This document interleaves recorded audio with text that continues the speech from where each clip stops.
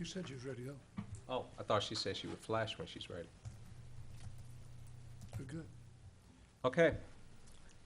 We're calling the meeting, call to order, the Trophy Club Municipal 1 District Board of Directors, October 17th.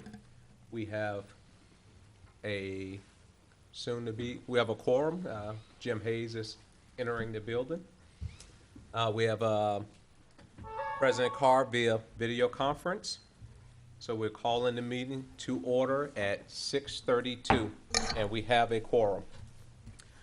Citizens' comments. There's an opportunity for citizens to address the board on any matter, whether or not it's posted on the agenda. The board is not permitted to take any action on or discuss any presentations made to the board at this time. Concerning an item not listed on the agenda, the board will hear presentations on specific agenda items prior to the board addressing those items. You may speak up to 3 minutes or the time limit determined by the president or presiding officer. Are there any citizen comments? No. There are no citizen comments, so we'll go to open to the agenda, the consent agenda. All matters listed as consent agenda are considered to be routine by the board of directors and will be enacted by one motion. There will not be a separate discussion of these items. If discussion is desired, that item will be removed from the consent agenda and will be considered separately. We have 1A through E. Consider and take the appropriate action to approve the consent agenda. Are there any items that anyone would wish to have removed from the consent agenda? I have a question on A. Could we remove it? Okay, we're removing A, September 2017 check register. Anything else? Hearing none, so this, I'll take a motion to approve items B through E within the consent agenda. I move to approve items B through E with the regular meeting minutes as amended at the dais. Second?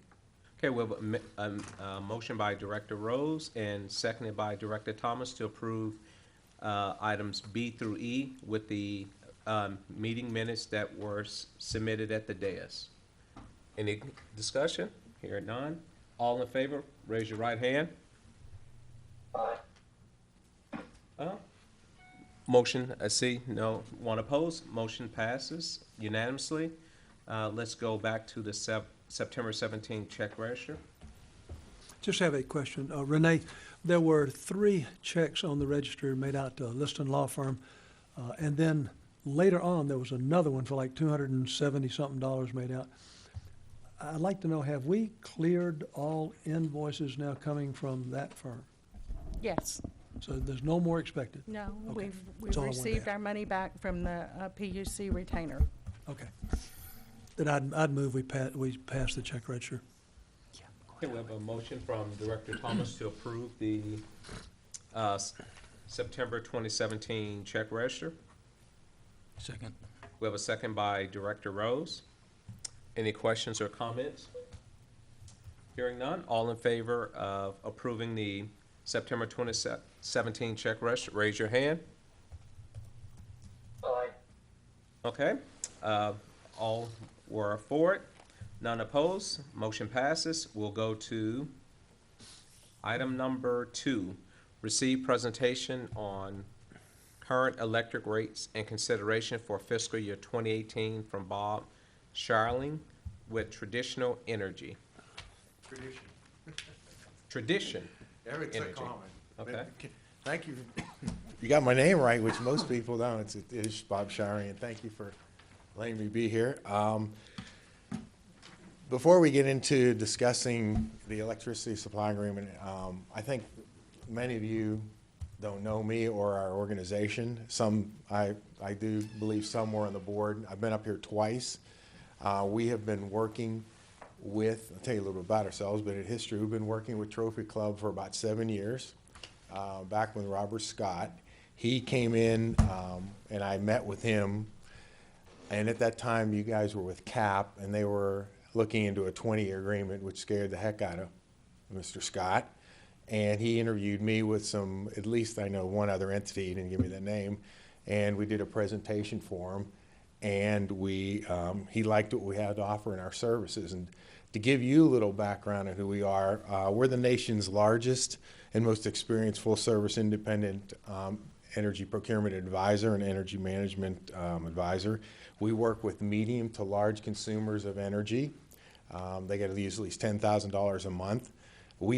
It's not out of ego that we choose that target market. We find that we add the most value to that target market. We have 6 offices in the United States. Our U.S. headquarters is Stamford, Connecticut. I am in the Houston office. We also have a Dallas office, a Chicago office, a Stamford, Connecticut office, a Boston office, and a New York City office. We have over 1,200 clients, many in the institutional sectors.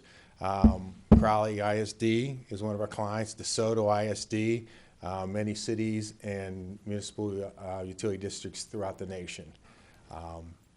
We conduct independent surveys, and we've been since electricity was deregulated in 2001 in Texas. Actually, pretty much throughout the parts of the United States that are deregulated, that's about when it started. And we've conducted independent surveys, and to just give you a couple quotes, 95% of our clients say that our strategic recommendations are making a positive or very positive contribution to their bottom line, and 97% say that they are likely or very likely to use this again. And that's independent surveys. We're very, very proud of that. One of the backbones of our organization is our energy market research. Twice a year, we're the only ones in our space to do this, we actually put a forecast out for annual natural gas prices, crude oil prices, and electricity prices on a localized basis. We do that in January, we do in July. I left Carmen a copy of our latest mid-year report on that. And I'm happy to say that our forecast for natural gas was within a penny per MMBTU. Candidly, there's some luck involved with that, but there's no question that we're very proud of that. Every day the media quotes information from us on coming to us for comments on where we see the marketplace, and we're an energy contributor to CNBC as well. As I said, the backbone of our organization is our market research. In addition to that, we have, and this wouldn't be applicable to you, bill pay services. If you have hundreds and hundreds and hundreds of meters, we work with you on that. Sustainability, both DeSoto ISD and Crowley ISD, we consulted on them for solar installation. Crowley's installing 8 schools with solar panels. We also have demand response. We also offer demand response services, and I actually have been working on that and brought to Carmen and Renee's attention the possibility of you guys being on demand response program. Demand response program is basically an interruptible electricity rate where you would kick on your backup generators. Unfortunately, it's the matter of fact that you're not a good candidate, and here's why, and I'll be very brief about this. It's a nice revenue stream, but the EPA requirements for emergency power are different than they are for backup generation power, and you would have to upgrade your system to qualify for that, and quite candidly, it's not worth it. We've been down that. So, by the way, so if anybody comes to you and starts saying, hey, you got backup generation, you can get on this demand response program offered by Encore and ERCOT, they're not going to know what they're talking about because most people don't understand the EPA requirements. Moving along, and obviously feel free to ask any questions. That's an overview of the services we've been through and advised on the new fire station and some meters you've added and deleted, making sure there were no penalties associated with that. And the one that's really come to the forefront as of late is the new sewer plant and how best to handle that, what product to be on. That's in the pricing report that you have in front of you. That is not included, and we'll talk about why that's not included for specific reasons. In navigating that and how to deal with that, in the strategy and tactics to be applied in addressing that and integrating that or lack thereof into the new supply agreement was something Renee and Carmen and I have discussed. That being said, feel free to ask any questions before. That was kind of a summary of the background and how we came to be working with you and the history of working with you. I've been working with Renee for a long time, as well as Laurie. Been through, as I said, work with Robert and Jennifer. And if you have any, please feel free to, most of you guys don't know me from Adam or don't know our organization from Adam. And if, feel free to ask any questions if you got about that before we move on. Yes, sir. What, why is it that the sewer plant's not included in the overall? Good. Cost. In that pricing report, that's what we're going to get to, and might as well do it now, is in your contract, it's in any contract with a retail, from a retail electric provider, there is an early termination fee clause. And what that means is you can have flexibility with how you use and how much you use power.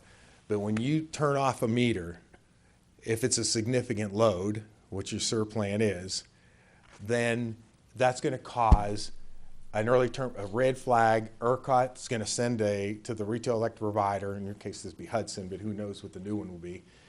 And they're going to come up with you and take the entire term of your contract times that volume and bill you for it.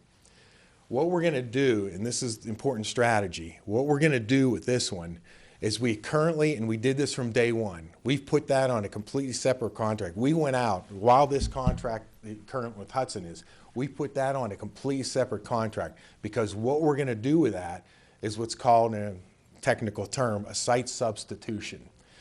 You're going to eventually turn off that meter to your original or your old system. Well, then what we're going to do is, so you don't get penalized for turning that off, we're going to put the new meter on. And basically the usages might be a little different, but there'll be a wash, so you will avoid any early termination fee. So purposely, I wanted that meter off. It has to stay off. That meter has to stay off. Because otherwise, we put it on here, you turn this old meter off, boom, you're going to get a fee. And that's quite frankly, someone who is novice at this wouldn't have caught that, folks.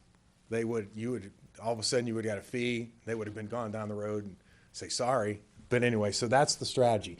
When that happens, we don't know. But I'm going to jump ahead technically because we spent some time talking about this. That apparently the usage of that new plant is way up in there. We're not exactly sure how that's going to come in. Well, if you look, this is not normal way to progress, but if you look under that Hudson, the winning prices for Hudson that are in yellow on page 2, and we went, by the way, all those, I'm going to back up, but all those suppliers are vetted. Every year we look at their financials, we look at their bill payment history, we look at their PUC complaints, in some cases we even knew the hedge position. Those are vetted suppliers. If you look at this little item, and Jim, this is why I'm addressing that now, it says 25% tolerance band. Do you see that under the block of yellows? It says 25%. Let's see if I can really articulate It it. says 25% swing. The swing? Yes, it's swing, tolerance band, they're interchangeable. What that means is that for your existing load, if you drop below 75% on a month-to-month comparison with some latitude for more than 2 months, they will, on the third month, dock you the difference between that 75% and your actual usage. Okay, we'll say 60%, so then it'd be 15%. But it wouldn't, if you didn't have that new sewer plant, it wouldn't be a big deal because you've actually been for 3 years operating on it and you've never got a penalty. Your load normally is pretty predictable. Cities, MUDs, school districts, they're fairly predictable.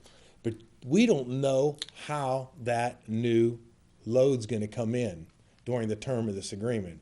So what we're going to do is when we go out for a refresh to get this done, we're going to work and ultimately, and not tell the suppliers because you want to see how the prices come in and try to negotiate down, we're going to make sure that you have 100% tolerance band, or swing as it's called. That means you can go basically for your entire usage, not per meter, your entire usage, you can go 0% to double. So when we do that site substitution of dropping the old meter for your sewer plant and bringing on the new one, they will be well within those parameters. So we want to stay away from that 25% tolerance band, at least for this contract. Is there a additional costs for getting 100% tolerance versus a 25%? That's a really good question, because you know what? This is kind of like life. This is like insurance. Risk costs money. The more your home, the bigger deductible, the lower the cost. Here's the way we operate, and this is one of the things we bring to the table, is we're not going to tell them. We're just going to go out and say, give us your rates. Then what we're going to try to do, and we just did this today, is let's theoretically, the 100% tolerance band should be a higher rate than the 25%. Doesn't always happen that way, but let's suppose it does.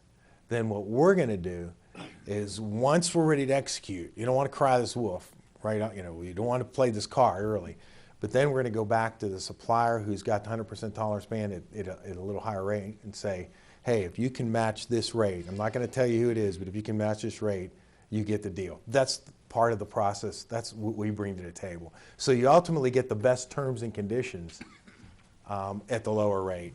Also incorporated into this is 10% add delete language, which you don't have in your current agreement, but I want it in here specifically. As I mentioned earlier, it's not so much the consumption, if you have 100%, it's not the consumption that alerts the retail electric provider, but it's turning off the meter. Well, you may have some little meters in there that you want to, maybe a lift station you want to close, who knows? Maybe you want to add a little lift station. We'll include it in this contract for virtually zero cost, is you have 10% add delete, where you can add or delete, add a meter, turn off a meter, up to 10% of your total load, your aggregate load, and no penalty or no additional rate. That's, and basically you get that for free. So that gives you flexibility. So we kind of, Jim, we kind of went backwards how we got into this, but if you want, you know, and if this is a good time, maybe we can go through this pricing report. Well, before we do that, I want to make sure I understood you that if we substitute the new plant for the old plant on a separate contract, there is no cancellation fee. Yes, sir. That's exactly right. That is exactly right. There's no early termination fees. You're going to drop that old meter, put that new meter in, and that's, your situation is kind of unique here. We need this. This is really important that we create a strategy to accommodate that, and not knowing when it's going to happen is really important too. So that's why we want the tolerance band to give you complete flexibility, and we want to leave that. Currently that's served by NG, formerly called Suez. That plant's a completely separate agreement right now. But that is exactly correct. So That's all I had to. That's just, you know, because we've been working with you for so long, that's how I understand what that need is. Because if somebody would come in out of the blue, they would take all your meters, they'd put it on there, boom, you lose that one, and then all of a sudden, you get this check for $50,000, and they go, bye, and that's just not how it works. So, is this a good time to go into the pricing report? Sure. Okay. So let's just start from the very top. This is the basic customer information, Trophy Club Mud, John Carmen, et cetera. Let's go to section 2. Your utility is Encore. Just to give you a background, maybe you guys know this, or y'all know this, there's 4 basic utilities that are deregulated in Texas. Encore serves Dallas, North Texas, and West Texas. CenterPoint serves Houston. AEP serves sort of South Texas and West Texas as well. And then there's a little one called Texas New Mexico Power. But you're obviously in the Encore area. You have ESIs is the electric service identification number, is the buzzword in the industry, the logo, but it's meters. You got 22 meters are served. If you go back to the last page, you will see it, every one of those articulated, including their annual KWH, their peak KW, a load factor, their service address, and then on an aggregate basis, a histogram and usage per month. It makes sense. You guys use more energy in the summertime. That's pretty evident. You will see that, let's see, 1, 2, 3, 4, 5, the 1.4 million KWH, that's your sewer plant. That's your sewer plant. These meters were Renee double-checked it, so this is the correct ESI list. Again, Jim, that new meter's not on here. The new sewer plant meter's not on here. So we get this data as a download from Encore. So we actually pull your actual history. It's required, and then we provide that to the suppliers, and they put it into their proprietary pricing models. So let's go back to page 1. So this is called an indicative refresh. That's as opposed to executable. Current suppliers Hudson. There's your estimated volume again in that second green section of 3.5 million kWh approximately. Your current rate on your Hudson agreement is 5.41 cents. Your estimated utility charge, those are your delivery charges from Encore, are 3 cents. And your bundled rate is the sum of that. I want to pause here and make sure you get a handle on how these work. Every bill, your home, everywhere in Texas, has 3 major parts. The energy charge, which is the electron, which is the deregulated portion, which on page 2 is in red, which we'll talk about. That's the electron. This is that's what's competitive. Then there's the delivery charges by Encore. Those are regulated. Those are determined in Austin by the PUC and the negotiations from Encore. When looking at your budget, we talked a little about this, that 3 cents is a weighted average of all your meters. Each meter will have a different delivery charge, but that's your weighted average for the entire district. Those can be changed at any time by the PUC and by tariff. You don't have any control over it unless you want to intervene. But if I was budgeting, I would be budgeting 3.04 cents for the next, X years forward. So your bundled rate is the sum of that. There's a third part of everybody's bill, and that's taxes. And we don't address that here because I'll explain why. In taxes, there's 3 taxes you could potentially be exposed to. Sales tax, which you're tax exempt. Gross receipts tax, which you guys got to pay, because Renee and I checked it. And then a PUC fee of 1/6 of 1%. Your GRT, gross receipts tax, and your PUCA fee of 1/6 of 1% are about 3%. So when we look at any of these budgets, in fact, let's just go over to in your current budget about $300,000. That's the last line, and that's without taxes. Increase that by about 3% and that does not include your new sewer plant either. Okay, all these numbers do not include your sewer plant. But if you go over to page 2, we'll talk. Hudson had the best rates. Again, they take this data and they put it in their proprietary pricing models. And I was commenting earlier about this. I rarely if ever see this, but the rates are all flat of 3.8 cents for the first 36 months, and then go up minusculely. I mean, I've been doing this for 12 years, and this is a flat curve. The savings over your current rate, we'll just use the 3-year. I just randomly choose this, and actually, that would be my recommendation at least, is $171,000. So, and that's cumulative. So based on this information, if your usage stayed the exact same for these meters, you would save about $5,500 a year. Maybe 55,000. Pardon me? Did you say the savings would be 170,000 over 3 years? Over 3. Yeah, did I say 5,500? No, that's 55,000. That would be key. Yeah, so that's. Am I doing that math right? If it's 170,000, it's Divided by about 3. right. It would actually be a little bit more than that, How much did around you? 63,000. So then that assumes that the exact same usage. That same. I mean, that's it. Yeah, that's 55 is about Yeah. right. Now, one thing I want to make sure, and I know Renee sent this out because I sent it to her, is these rates change every day. These rates change every day. This was from yesterday. The electricity market is so volatile, it makes the S&P 500 look like a flat line. When contracts are executed, and this is the last 2 iterations, and is that when you're ready to execute, they got to be signed that day, because the prices are not good overnight, because it's just the suppliers can't take that risk.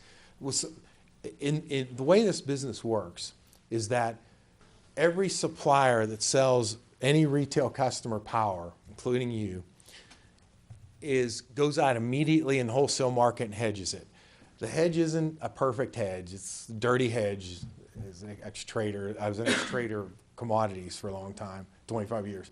It's a dirty hedge, but it is a hedge. Think about its analogy is when you do a home loan, eventually that gets to Freddie Mac and Fannie Mae so the bank can lend more. Same process. So they go out and hedge that, and they can't have this open overnight. So anyway, these prices are good for the day. So if we step down that 3 years, third column, that's a 19.1% savings of your current rate. And by the way, that includes the delivery charge as well, which is the next line of 3.4 cents. That delivery charge is carried throughout the entire pricing report. Your estimated bundle rate now would be 6.84 cents on the 3-year term. That's your cumulative budget of about $726,000, and not including sewer plant again. Multiplied by that by 1.03% to include your GRT and PUC fee. Then we talked about the swing. Credits pending. The reason it states that, folks, is that the pricing departments of these suppliers is different than the credits department, and they go through so many of these. I mean, we do 30 of these a day for our clients, and the credit department just gets too bogged down. You're going to be approved on credit. There's no question about that. But then they'll pull that in till the very, very end. So no fretting about that. And payment terms are 30 days because you're normally 20 days, but you're a public institution, so you can get 30 days. So your existing, let's talk about this. Your existing supply agreement ends on December of meter reads, not too long from now. Normally, I would have been up here a long time ago.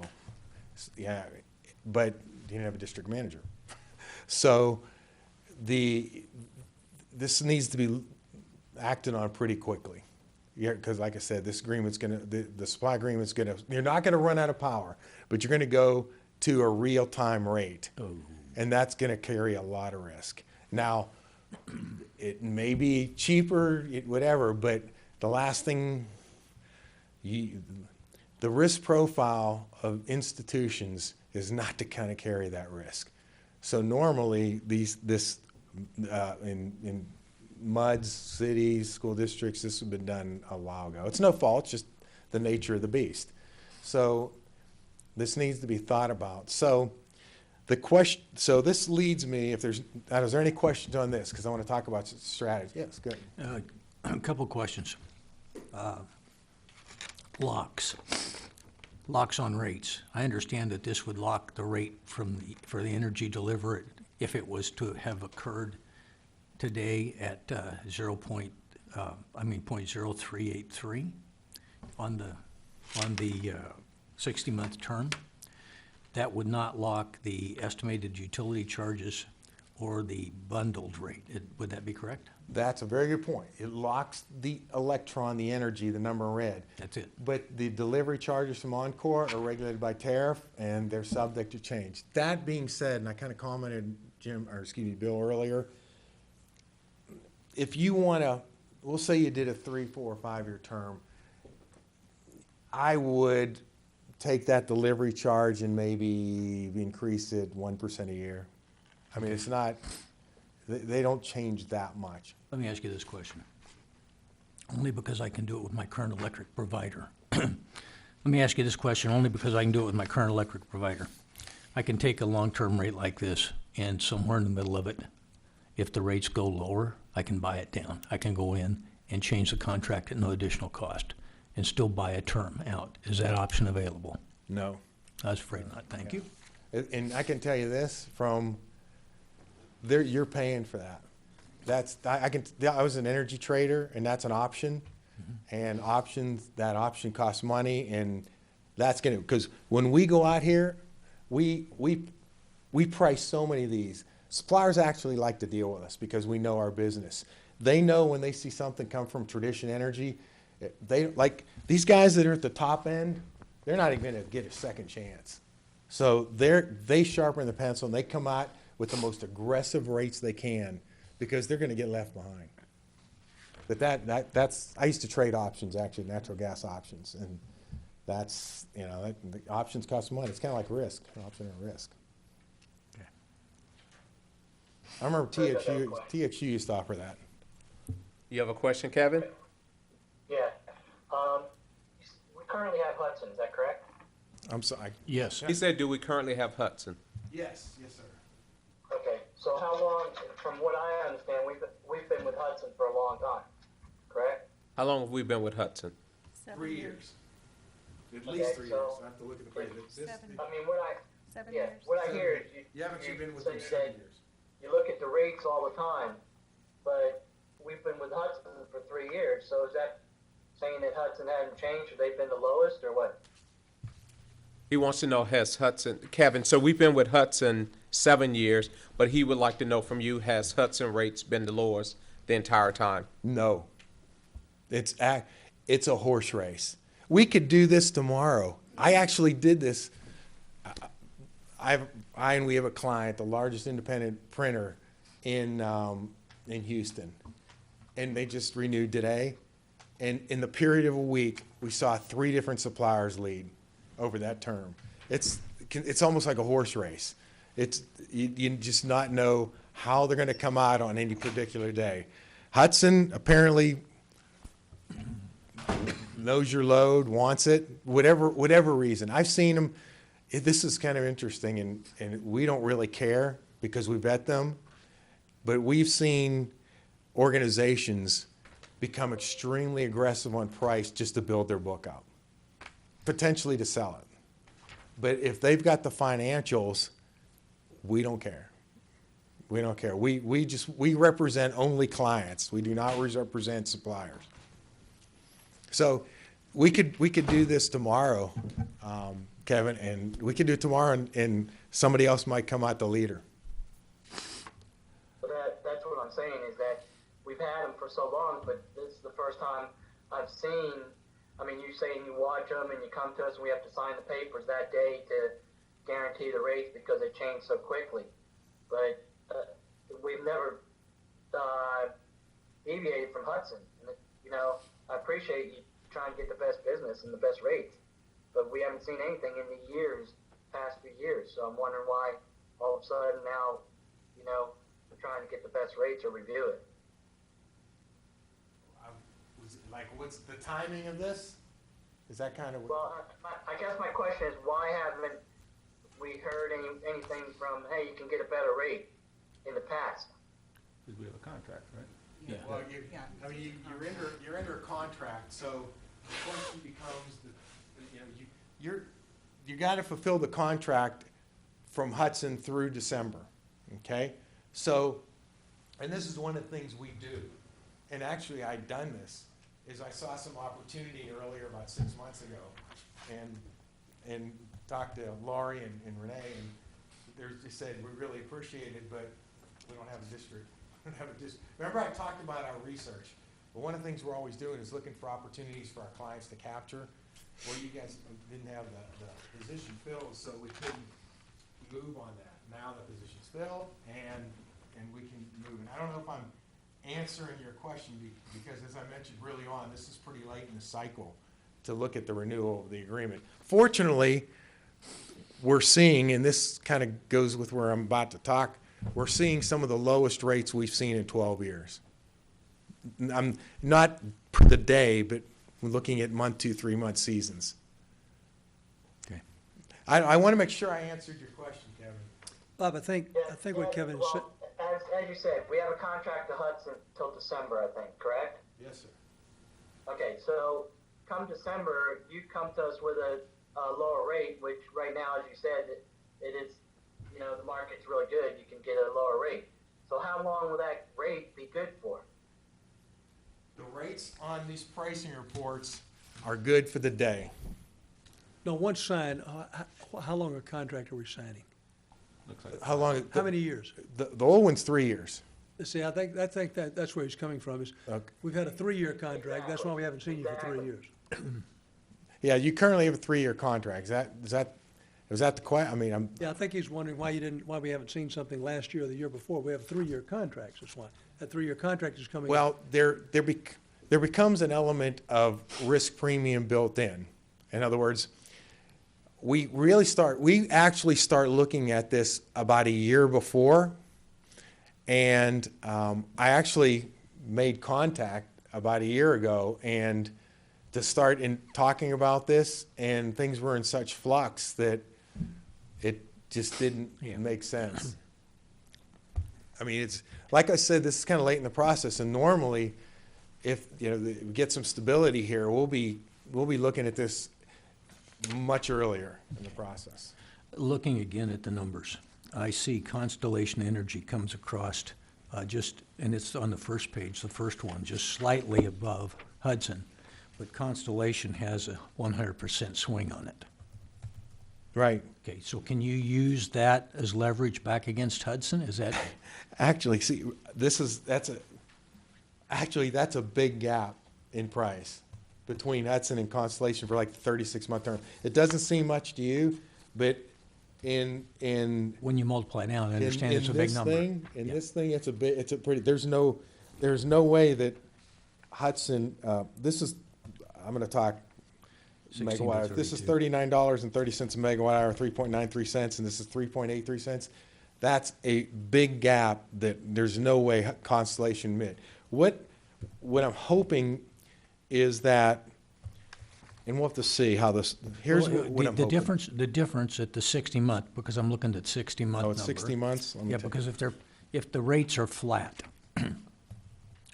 or Well, predominantly, if the rates are flat or predominantly flat, the difference between those two is roughly $16,000 over 5 years. Between the 3.92, Between the Constellation projected energy budget and the Hudson projected energy budget at the 60-month point. yep, Okay, so I'm looking at the variation of the rate across the years. A 2%, just to grab a number, a 2% rate of inflation would be more than that. yes. So basically, even if you said there's going to be no change, the value of the dollar, inflation-wise, they're taking the risk. You're buying those dollars buying that with cheaper dollars. You've touched on a really good point.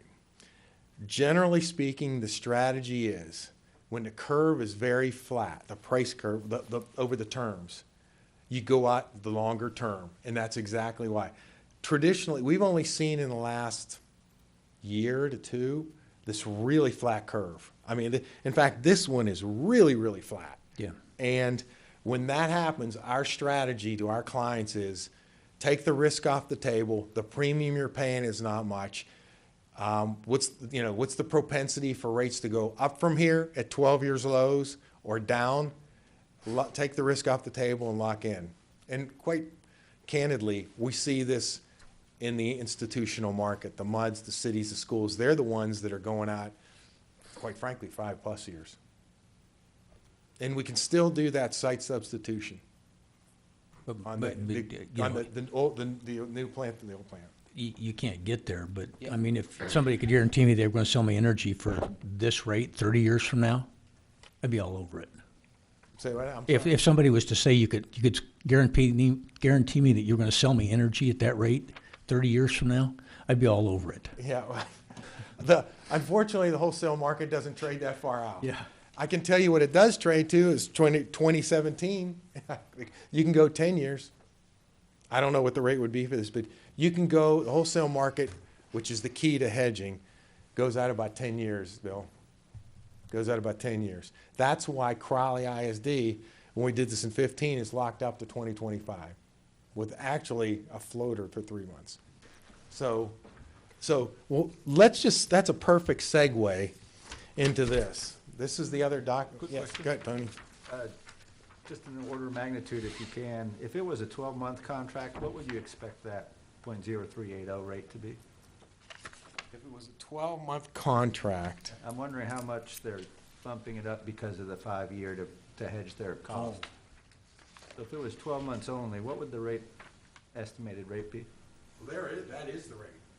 Oh, so does this district have the option of entering into a 12-month contract for that rate? 12, these are all options. Okay. Yeah, these are all your options. Okay. Theoretically, we haven't talked about it, we could go out a 10-year quote if you want, if you were, we normally, for our institutional customers, quote up to 60 months. That seems to be a common term. So, but these are all, Tony, your options.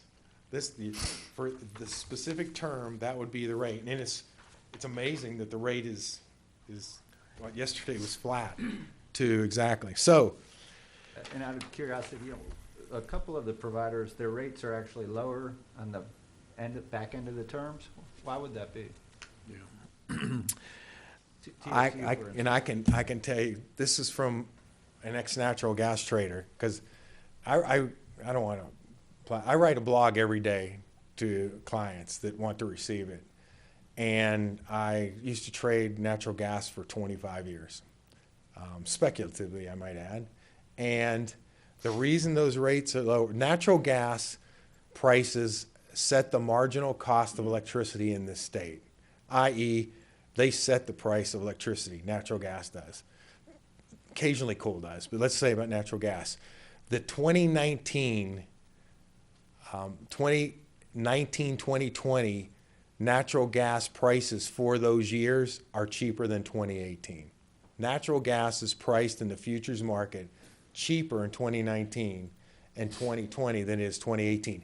And that, Tony, which is a great question, is why the backdated rates are cheaper in some cases than the front month. It's a great question. It's pretty hard to believe, but it's the truth.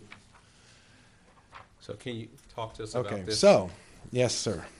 So, here's one of the things I want to talk about. This is and by the way, this is on our website, and I might add, on our website, you guys have a username and password which I can provide to you guys, where your copies of your old contracts are in PDF there, as well as the critical usage data. That's all on there. I can give you a username and password. So you can just go into traditionenergy.com, log in, and boom, it's right there. Our website also has a tremendous amount of market research information. This is a graph of the 2018 price of electricity for the entire year. Each data point is entire years of 2018 electricity for the North Zone. You're in the North Zone. Okay, that's Encore up here in the North Zone, around the clock as opposed to on peak or off peak. But this is a graph of wholesale. It's real important. Your retail, there's costs that aren't in here, like managing the grid, et cetera. But this is a good indicator, a barometer of what we can talk about in pricing. Cal 18 prices for basically the Dallas North Zone area around the clock, dating back from October 2014 to current. This is what actually traded. This is actually traded. And as you can see, other than back in March of 16 and the January or so of 17, those have been about the lows. We are since for about a year and a half at the lows. And I want to point out, this is why we should really consider a longer term agreement. Not that this is guaranteed to go up, but we're starting to see a little bump in prices. The question always becomes, for execution, and this is the research we'll bring, nobody's got a crystal ball, but unequivocally market research makes you make better decisions. What is the propensity for prices to go lower or to go higher? This is telling you, folks, this price isn't going lower than here. It hasn't gone lower for a year and a half. And I'm not going to go into all the reasons, but the market is telling us the one reason that one dip got back there in March of 16, that was when we came out of the warmest winter in 30 years. gas was everywhere in storage. They took natural gas prices down to below $2. And it pushed, remember I said, natural gas sets the electricity price? Now, we got a real quick dip. Notice it was very fleeting. Everybody knew that was a great deal.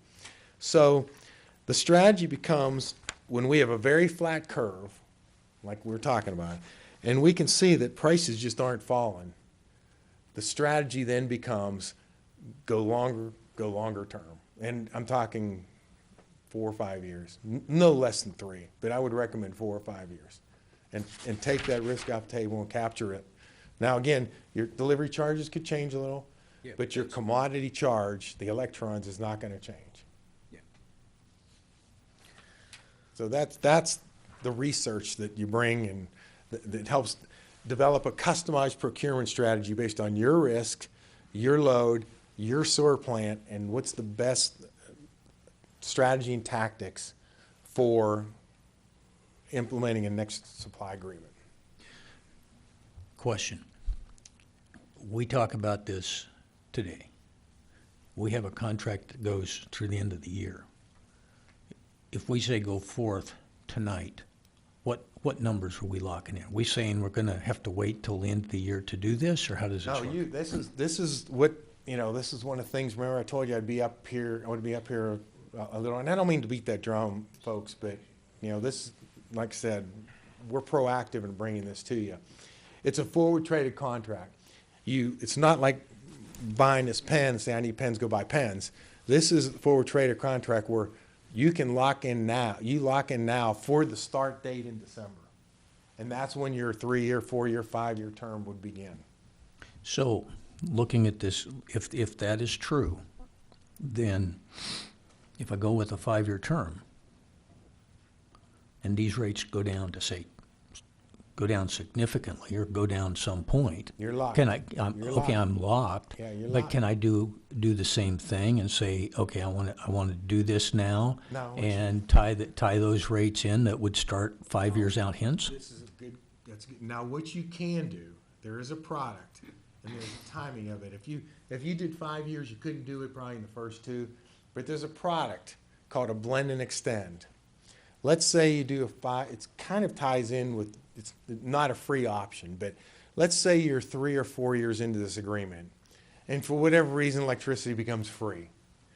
Well, at that term, we'll say you got 2 years left, you can go to the existing supplier and say, okay,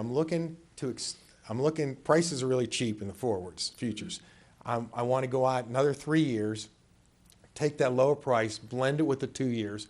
We'll do a 5-year contract starting right now at a lower rate.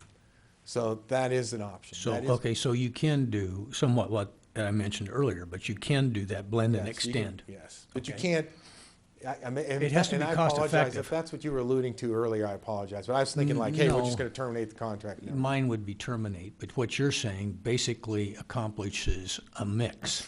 Yes, Okay. yes, exactly. Exactly. And so the question would be is when it's cost effective to do that if the rates were to go The down? only thing that can, You're saying concerns me if I about- go 5 years, I'll probably have to wait 2 before I could do a blend and extend. yes, yeah, exactly, because there's nothing, you're just too early in the contract. Okay. But the thing that concerns me is, like, I mean, this thing just kept falling until about a year and a half ago.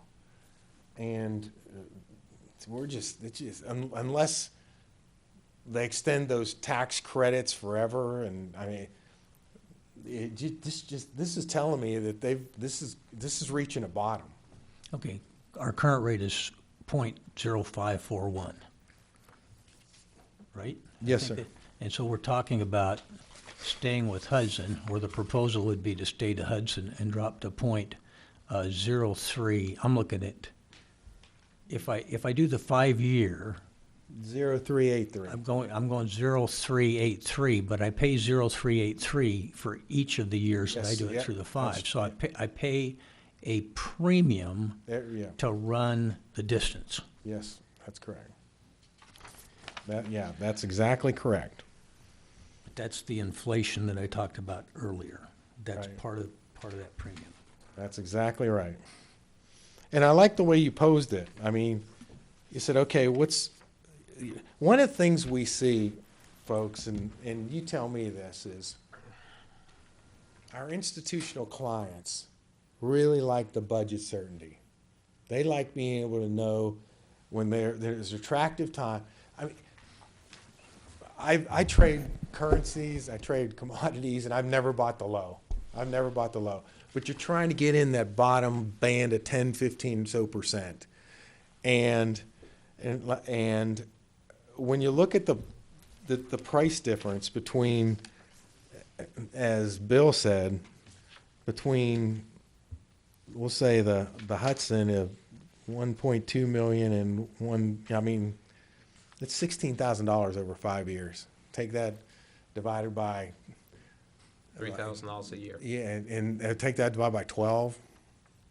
$250 a month. Yeah, I mean, it's a few $100s a month.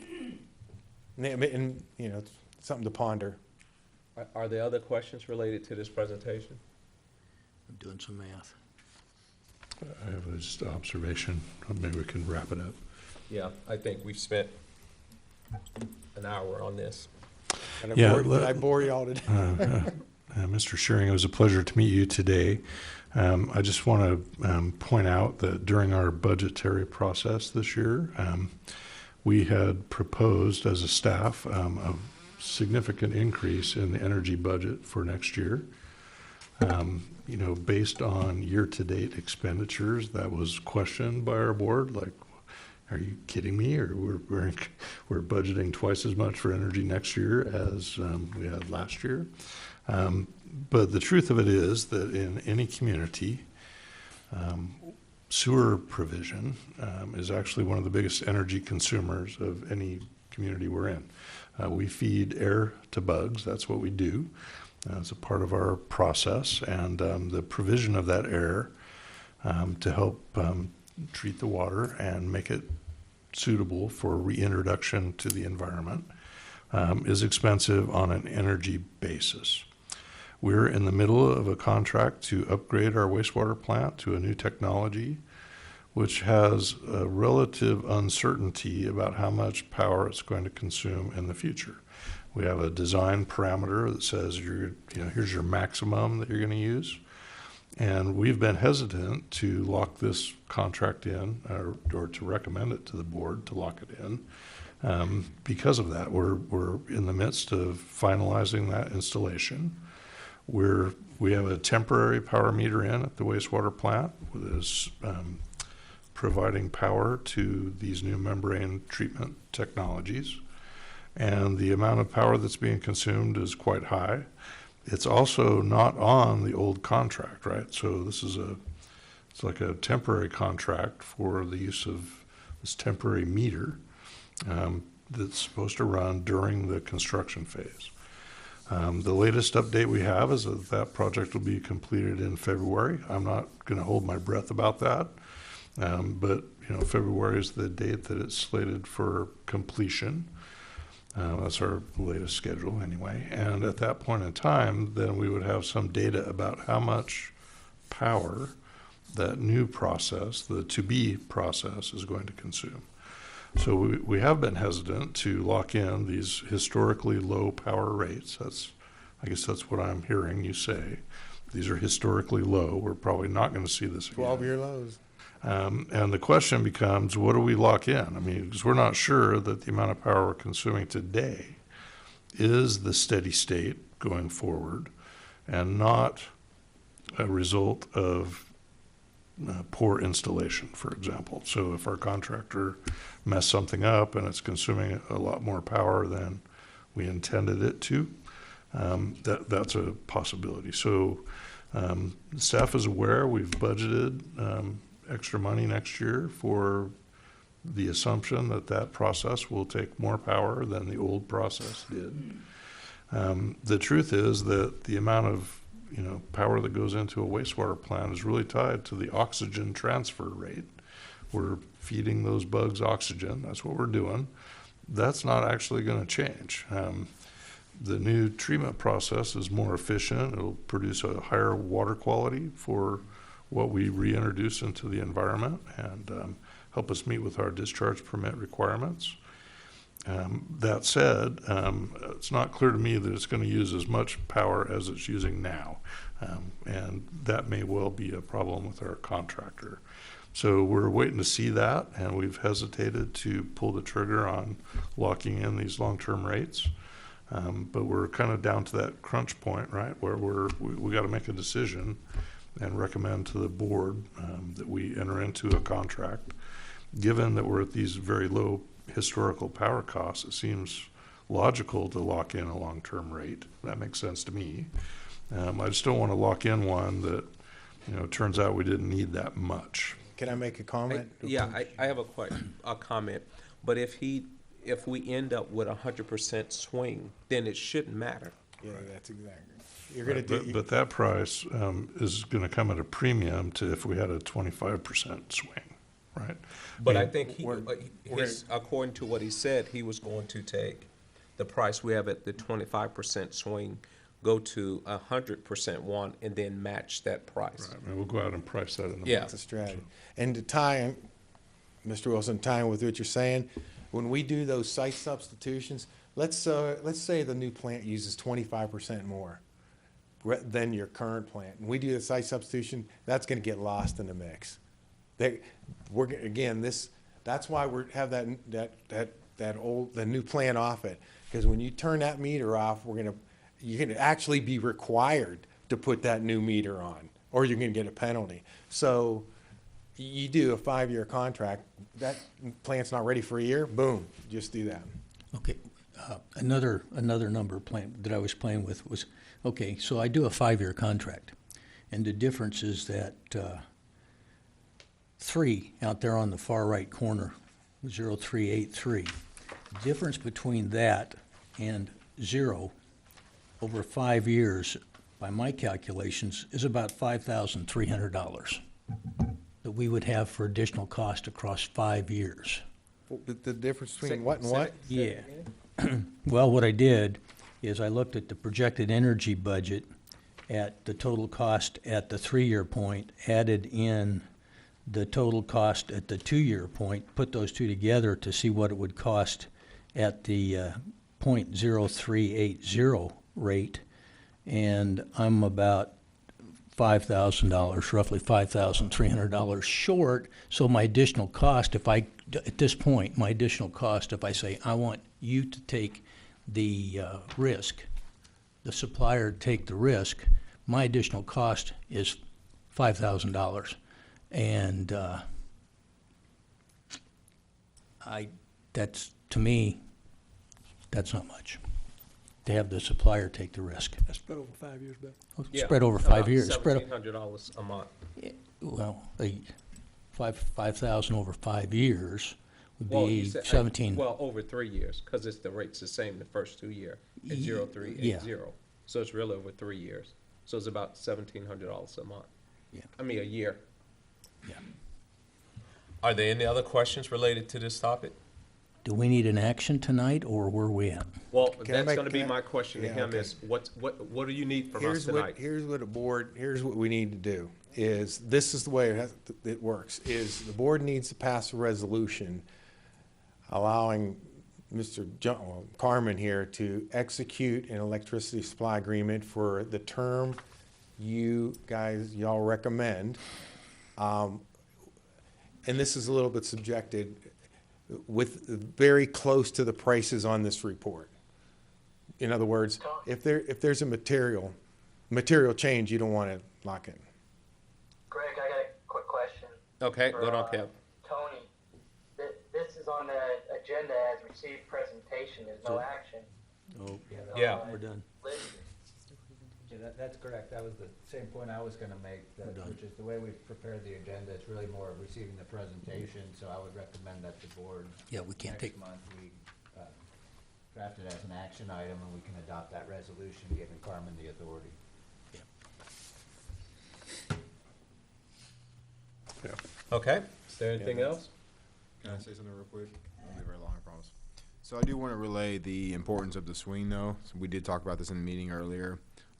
He did leave NG off, which is a big portion, which is basically the meter that is running all the MBRs by itself right now, which is roughly 300 383,000 kilowatts a year, which is about, what is it, 32%, give or take, 32,000, give or take. So if you do the math on there, we need to, about 10% of the swing is already taken away with just having the other meter with MBR. 10% of your 25%. So I do want to relay that we need to look at an option to make sure that we keep a price with the 100% swing until we know all the variables. Well, is there options between the 25% and 100%? No, that's what we talked about. Yeah, okay. You can, there's 10%, 20, 25, and then it goes to 100. It's just- Okay. And that's a Gotcha. really good question. But if you weren't, obviously you've been operating under a 25% tolerance band swing, whatever you call it, with no problem. And if you weren't in this situation with your 2 sewer plants, I would have no qualms in recommending you stay with that. However, as Stephen has pointed out, I think you really do need that flexibility going forward on this next contract. Agreed. So if the 25% swing allowed by Hudson, do they offer a 100% swing? We're gonna, on exception basis, on a rare exception basis. But like I said, our strategy is gonna be to go out to that pricing, see how they come in. I've seen it where 100% swing supplier comes in with the best price. But what we'll do is we'll kind of bob and weave and develop the tactics once we see that. And then we'll implement to make sure you get the best price at that 100% swing tolerance. So the next meeting of the board resolution should be, a term and allowing Carmen to execute an agreement for that term with a price very, very close, to what would be, because what I'll do is I'll provide Carmen a pricing report on the day of your next board meeting. So you will have updated prices, and we can have talked, Carmen, about what's the best strategy before this board meeting with swing tolerance and et cetera. And then you can bring that and talk about it. I don't want to belabor this or prolong it any, but if there's a forward contract, the price shouldn't change. Yeah, it does, because every day, that Cal 18 chart I showed you, that was a forward contract that changes every day. The value, I'll put it to you this way. Just oil trades in the forward markets. The Iraqis just went into Kurdistan and actually took over some of the oil fields there. Happened yesterday. Prices in the forwards went up. The price of oil went up. It went up for November delivery went up due to the action happening right now. I don't know if that makes sense. No. I understand how events can change the forward contract price, but when you said that, I thought you were saying that you have locked this into a forward contract. No, Which, if that was the case, then the price shouldn't right. increase. No, that's what you will do when you sign. This is a snapshot. This is a snapshot in time as of yesterday for rates beginning December. We go out tomorrow due to whatever events occur in the marketplace for the start date in December. These can change. Yeah, and I guess, okay. Well, I hear what you're saying, but it seems like you could start this a year in advance, but you can't read the future. Something could happen 6 months later, and the price could drop. See, Or that's- something could happen, and the price could go through the roof. And regardless of when you start, I guess you always have the ability to, Yeah, I guess it's irrelevant. Mr. Wilson, you touch on a good point that was one of the things I'm here at Tradition Energy we bring to the table is our energy market research. We don't have a crystal ball, I'll say that again, but when we see opportunities in marketplace price jumps, we bring those opportunities forward for consideration by our clients. And actually, we did that, but you guys weren't in a position to act upon it, and so. I'll stop there. I mean, we don't need a general manager to sign a contract. I mean, we execute a lot of contracts during the time when we didn't have a general manager, so I don't think not having a the district didn't stop operating because we didn't have and we always had a general manager. It was Mike. So to me, that piece doesn't make sense, but we don't need to belabor that here. Well, I'm sorry, But- then, I didn't know that. I didn't know that. That was my bad then, I guess. Let me ask this question. If we vote at the next meeting to execute a contract with one of these suppliers, how quickly can that contract be executed? It's got to be executed the next day. In other words, we'll give you the pricing report for the board meeting, then you pass the resolution allowing him to enter an agreement for X term. Then we'll send we'll get the supplier to update the rates for the next day, and they should be very, very, very, very, very, very close. And then Carmen will sign it that next day. Yeah, and just to be clear, what I think we're describing is that you would not approve the contract at your next meeting. Instead, you would authorize, delegate authority Yeah, to the general manager. to do to make the And he action. may wait a week, depending on their strategy, or 2 weeks, as long as it's before the December expiration. And that's, Tony, you bring up a really good point. The reason is there's deadlines in the day, and those deadlines are typically anywhere between 3 and 5 p.m. And board meetings always happen at night, of course. So it's a little tricky when it comes to boards. You gotta set it up for the next day.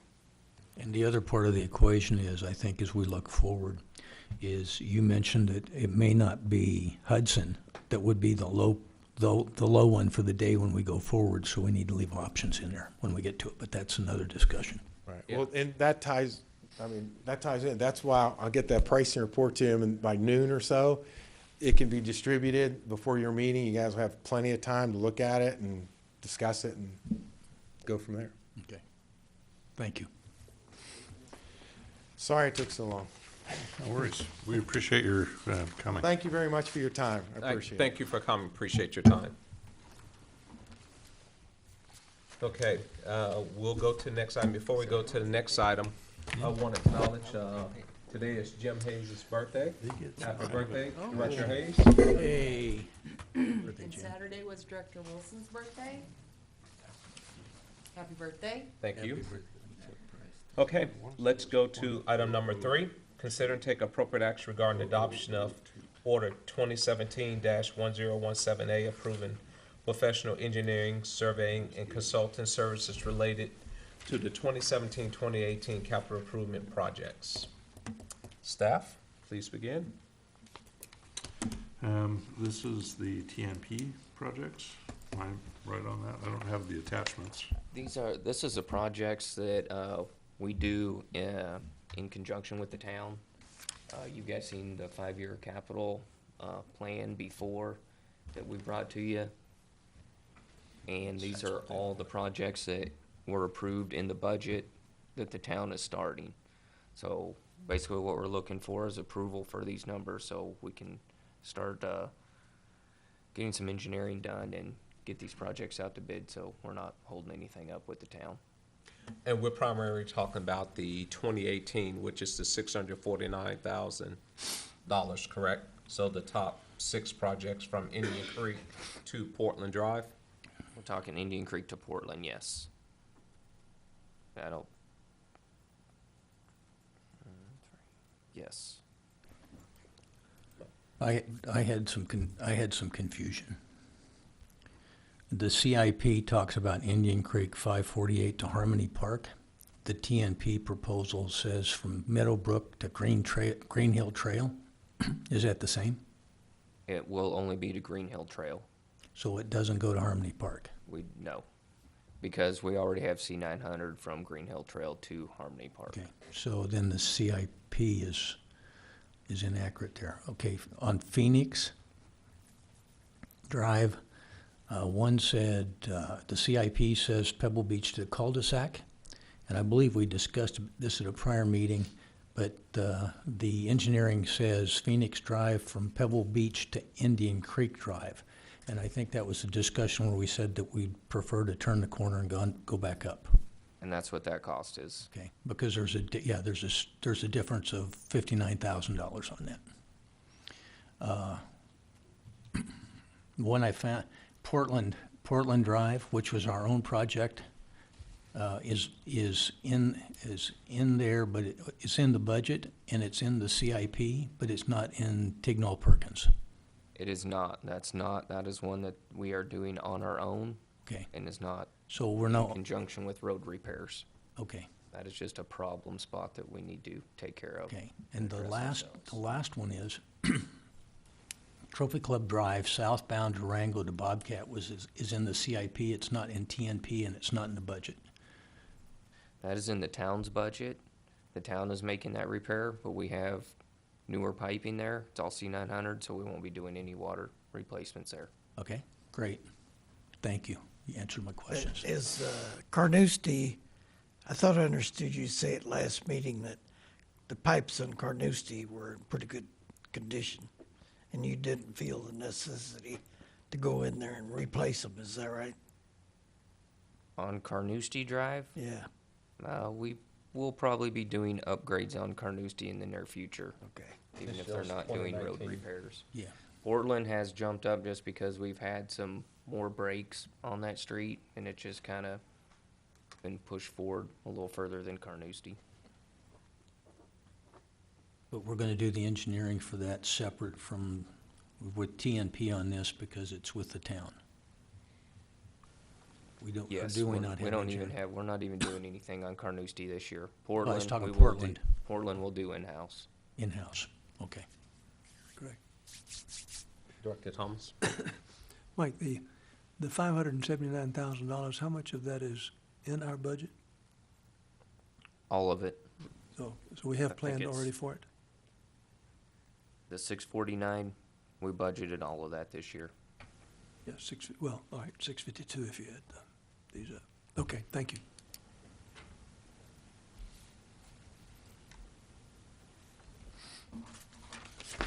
Okay, what you need from us? Well, I need a motion if you guys are, well, Basic- this is, yeah, that's not the rate order. Yeah, basically what we're looking for right here is approved Teagnall and Perkins to move forward with these projects so we can get them out to bid. Until they go out to bid, we won't know the final pricing. Yeah, the resolution It's, that's- there's not, I'm sorry? I was gonna say, in your board packets. Yeah, I got it. page, 52? 52 is an order that would be, that's before the board for consideration, which would authorize your general manager to enter into a contract with the engineering firm, and an exhibit A to that contract, to that order, I'm sorry, is an estimate of the construction cost, but it also identifies the engineering and surveying fees. So if the board considers, approves the order, then Carmen would be authorized to negotiate and enter into a contract for services. I have a motion. Greg, I have a quick question. President Carr, go ahead on. On the totals at the bottom, the 2.8 for 2018, I mean, it's off, it appears to be off a little bit. I don't have a calculator handy, but I'm just looking at the numbers real quick. Do they add up, or are we short? Like It's 652, 4,000 Kevin. Or 3,000? It adds up to 652 versus 649. Yeah, that's what I figured. But to be clear, my understanding is the action that's to be taken tonight by the board is adoption of that order, and in Exhibit A to that order, you will see the projects for which the engineering services would be undertaken. And that's these 4 projects identified. Yeah, and so it's not the ones that are listed in the CIP, but in reality, it's the ones that's listed on in this order, which is, I think the CIP list was given as a point of information to the board, but the action to be taken would be to authorize engineering and surveying services for these 4 categories of projects. Is engineering included within these prices, or is it over and above? Yeah, It's what page included. is that? Page 55 of your packet. Go to If you guys 55. will look at that, that's from Teagnall and Perkins. So they have construction cost, like from Indian Creek Drive to Green Hill Trail. It looks like it's about, what, $22,000 for engineering on that project. Construction cost of $160,000. I understood I understood that page 55 to be Exhibit A as part of that contract. Is that correct? That's my understanding. Okay, I have a motion. I move to approve order number 2017-1117A, approving professional engineering and services related to the 2018 capital improvements projects. well, motion by Director Rose to adopt Order 2017-1017A, approving the professional engineering, survey, and consultant services related to the 2017-2018 capital improvement projects, and it was seconded by Director Thomas. Are there any other discussion? You may have lost your director. We may have lost who? Oh. Oh, I was looking around, I thought somebody keeled over. Do we need to take a break? Well, You want me to call him? Just a minute.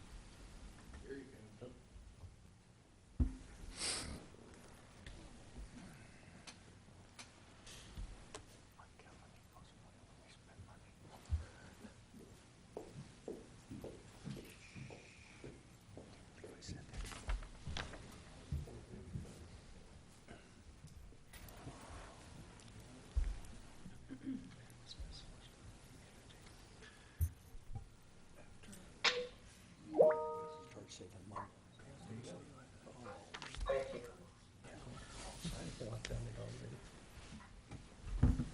Okay.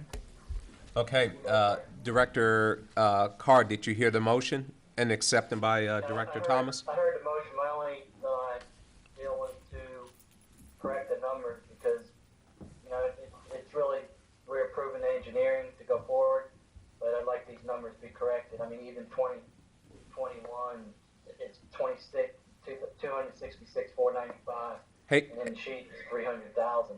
yeah, Kevin, the what's on that SIP is just for information. What's in the order on page 55 of your packet is what's actually been approved. So, Okay. Could you start the video on that? Click start video on the computer? Like, there's no video output. Should say, like, start video.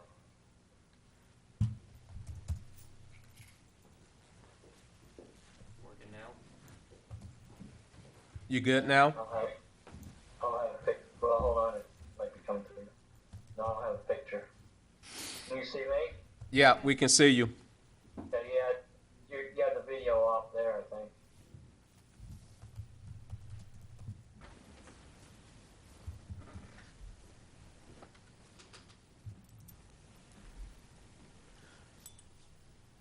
I mean, that's all right. I don't need to see you. I'm looking at Yeah. the podium. But I guess what I'm saying is in the order, it has the construction and engineering costs, and it's different from what's in that, on that SIP plan. So what we're approving is what's in the order, not what was on that SIP sheet. Yeah, basically all we're doing is just approving the engineering contract. Yeah. But we will update the summary going forward. Yeah. Yeah, if someone's looking at it in a minutes or something like that, I just want to make sure the numbers are corrected. Sure. Thank you. Are there any other discussion? We have a motion that's been put forward and seconded. Any other discussion? Hearing none, all in favor, raise your hand. Aye. It's unanimous, none opposed. We'll move to the fourth item. Consider and take appropriate action regarding the funding and construction of proposed 16-inch water transmission line project, from the district ground storage tank to the elevated tank located on T.W. King Road. A discussion, possible action regarding resolution of 2017, why do they have the same number? 1017 authorized application to the Texas Commission, TCQ, for approval of water transmission line and issuance of bonds. Is that correct? It has the same, This should be B. it has the same, One's a resolution, one's an order. Resolution. Okay. okay. Discussion of possible action regarding B, discussion of possible action regarding alternative funding methods. C, discussion possible action regarding impact to debt on retail rates. And D, other matters related hereto. Staff, please begin. Let me try to give just a little bit of background on this. As a part of the February 2016 water system master plan, for lack of a better terminology, the need for a pipeline connecting our central storage to our easternmost storage was identified through modeling. When we get into high demand parts of the year, we see continuous declines in the water levels in our eastern storage tank. And one of the challenges is really just the transmission capacity between here and there. A solution to that was provided by our engineer in the terms of what I'm just calling an interconnection pipeline. It connects our two storage tanks, somewhere between 16 and 18 inches in diameter. The February 2017 plan called for that, or estimated the cost of that project at $2.1 million, with about another $300,000 roughly in other costs that went along with that. So we had directed CPNY, our engineer, to file an application with TCEQ to borrow that money, given that it had to go through municipal bond sale, a revenue bond, not a tax bond. And so CPNY has been working on that project. One of the submission requirements for that is to apply for a loan with TCEQ is to have a signed engineering agreement for the engineering work on that project. CPNY approached me about that and said, well, do you want to do this as a lump sum agreement or a time and materials engineering agreement? I felt like just being new in my role here, that I really didn't have the authority to ask CPNY to do that work. Number one, it's $300,000 roughly worth of engineering work. And it looked to me, based on our procurement policy and Texas Water Code, that had to go through some form of a selection process. We generated that selection process internally amongst the staff. I'm a contract person with the district and cannot participate in the selection of consultants. So I formed a panel amongst the staff to review the statement of qualifications from our two in-house engineering firms. And at our special meeting on, I'm going to forget the date, Lori, it was early in October or late September, we recommended to the board that the engineering work be given to Half and Associates as opposed to CPNY. And the board gave me direction to go forth and negotiate a scope and fee. When we did that process, negotiate the scope and fee, the estimated project cost was much higher than what was in the 2016 master plan and, in fact, in the 2017 preliminary engineering report. So rather than bring that back to the board during the special meeting, we spent some more time working on that, trying to make sure that we had the right project in front of our board for consideration. And that's what we're bringing back to you now. So we have a proposed engineering agreement with Half and Associates to do the design work associated with this pipeline. We have a revised cost estimate, which is significantly higher than what we had seen before, and wanted to bring that forward so that we could get approval to continue with the loan process. CPNY has spent about 2/3 of their fee associated with applying for this loan. But they are, in fact, applying for a loan for a project that would be designed by a different firm. So that would be designed by Half and Associates. But as a part of that loan application, they need to put this agreement for the design of the pipeline into the loan application package. So that's really what we're here to talk about today.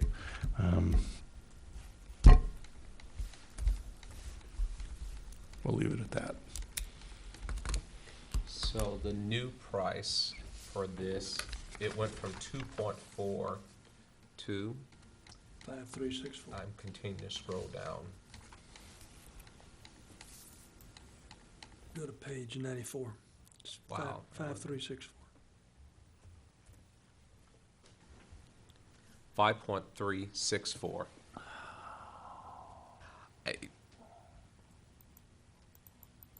Do we have any idea why there was such a cost difference? Well, there are many factors working in the engineering price index, if you will. The last significant estimate was done in February of 2016.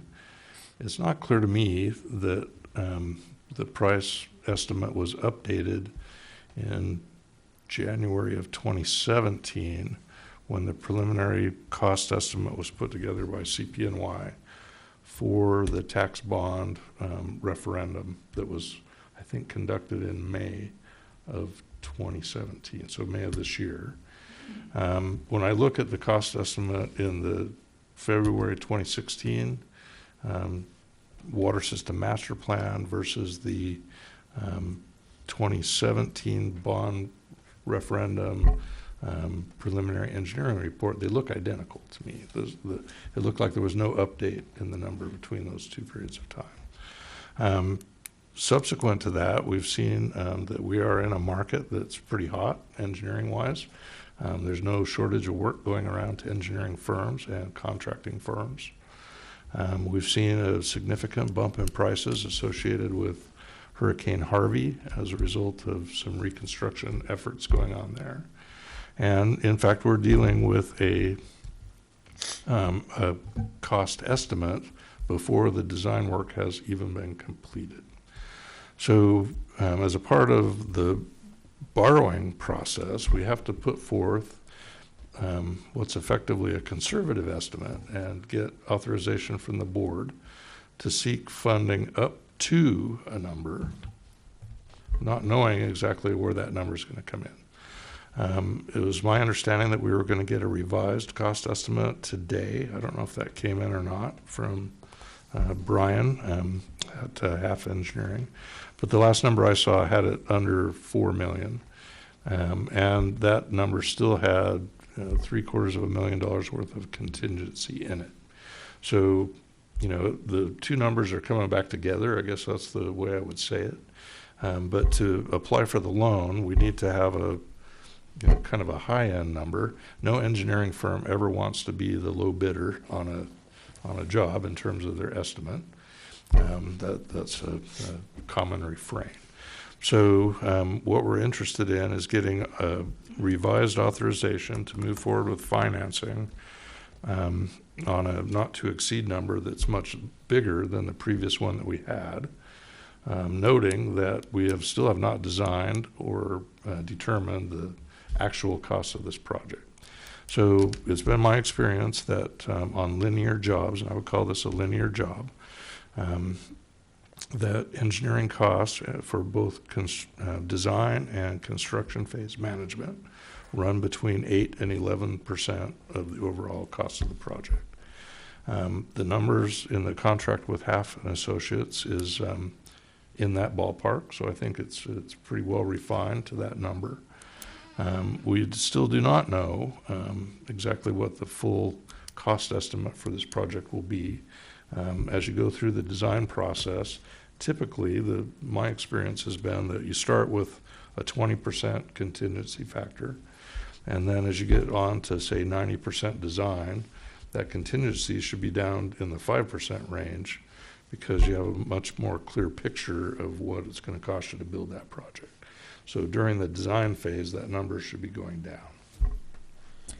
Understand, and I realize that you've been here maybe 3 months, but to go from 2.4 to 5.3, I can definitely relate to inflation. I don't think we've had that much inflation over the period of time. This is not me beating you up, but I mean, there has to be an answer other than inflation. Prices wouldn't, I can't envision prices doubling in that time. To me, what this does is it calls into question that entire study from the very beginning when we came onto the board. That study was always in question from CPNY. The numbers for these actual projects, there were a lot of discussions around the actual water usage. And I know that study talked about doing another ground storage tank because we were likely going to exceed the 7.9. I don't think we've gone over 5.5 million gallons, even with additional volumes, restaurants, et cetera. It also had the price of lines coming from Westlake at $12 to $14 million. If those estimates were as far off as this one is, then that line would be, $25 million now, up to 30. So to me, it brings a bigger question is, in reality, should we even be relying on anything in that study? Because it appears everything in that study was wrong. Carmen, do you have a not to exceed number in your mind? Well, I think the way that the contract has been structured, the one that's in your packet for approval, actually starts in a kind of a phased way, right? So we're saying let's do this. Let's approach this in a different way. So first off, the need still exists. So let's start with that. The need still exists. Even in a relatively wet year, we get into a high demand period and we see this continual, like, eastern storage tank level drops, fills back up, but it's a continuous decline. So the need still exists. Half Associates came in using their experience and knowledge about the current market, what they've priced in the market, and said, here is an estimate for the cost of this project, which is very different than what we had seen in the CPNY report. For example, things like easement procurement were not included in that CPNY report. Things like construction phase management are not included in that CPNY report. The estimate that they used for contingency was different. Their initial approach to us was, let's consider two different alternatives, one of which goes up Indian Creek, sorry, and the other goes in the right-of-way of the 114 out where it's greenfield construction, basically. So when you look at any pipe job, the cost of restoration on the surface runs somewhere between 10 and 30. If you're in Chicago, it's 10 and 45% of the cost of the pipe job goes to surface restoration, right? I mean, that's the challenge. So if we were to go up Indian Creek, then we would have to pay for the concrete resurfacing of that road. The road could use it, actually. It really could. That said, I'm not sure that Half Associates was aware that we already have a 14-inch water line in that road. That's the one that's being effectively paralleled. There are connections to that 14-inch AC pipe everywhere there's an intersection, right? So if we were to put another pipe in that alignment, we'd have to probably drop it. It would have to go below the existing pipe so that we could get it in without having to reconnect every time there's an intersection, if that makes sense. We need to get it down below there.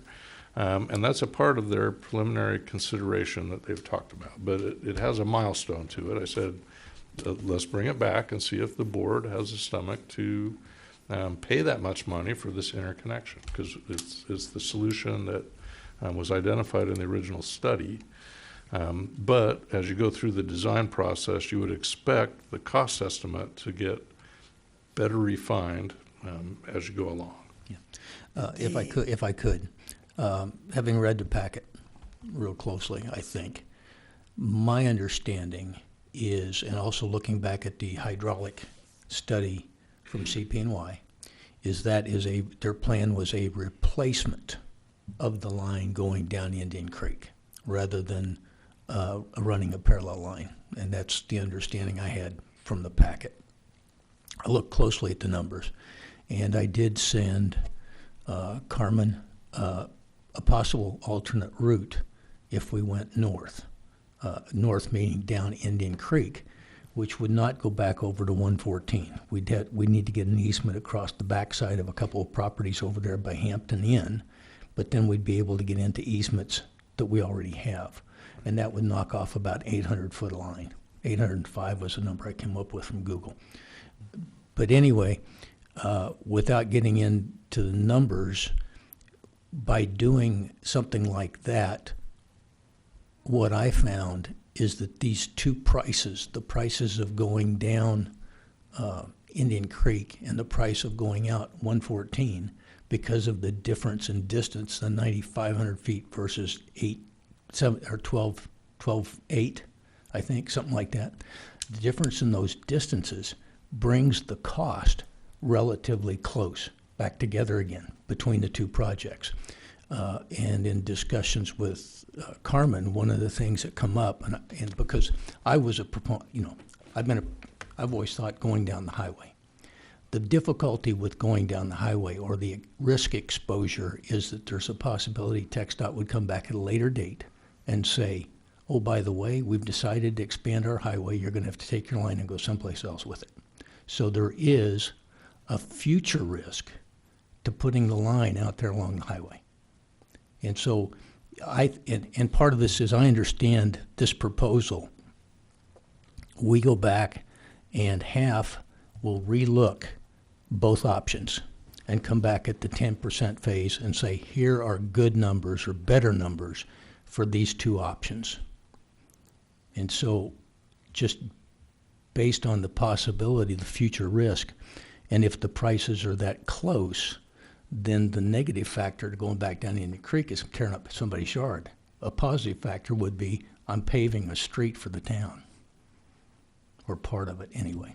So there are a bunch of pluses and minuses, and I personally think it's wise to go back and take a look at the location of the line again, and have half do that 10% check on it. Right, that consideration was built in, so the nature of this project is different than other contracts that have been signed with the district. It's not a lump sum, here's an amount of money to do this job, sort of an approach. It's time and materials, bring it back at a 10% milestone, and let the board decide whether or not they want to move forward with any other work on this project, or if we need to punt and go a different direction. So that's the nature of the agreement that we've got in the packet for you to consider.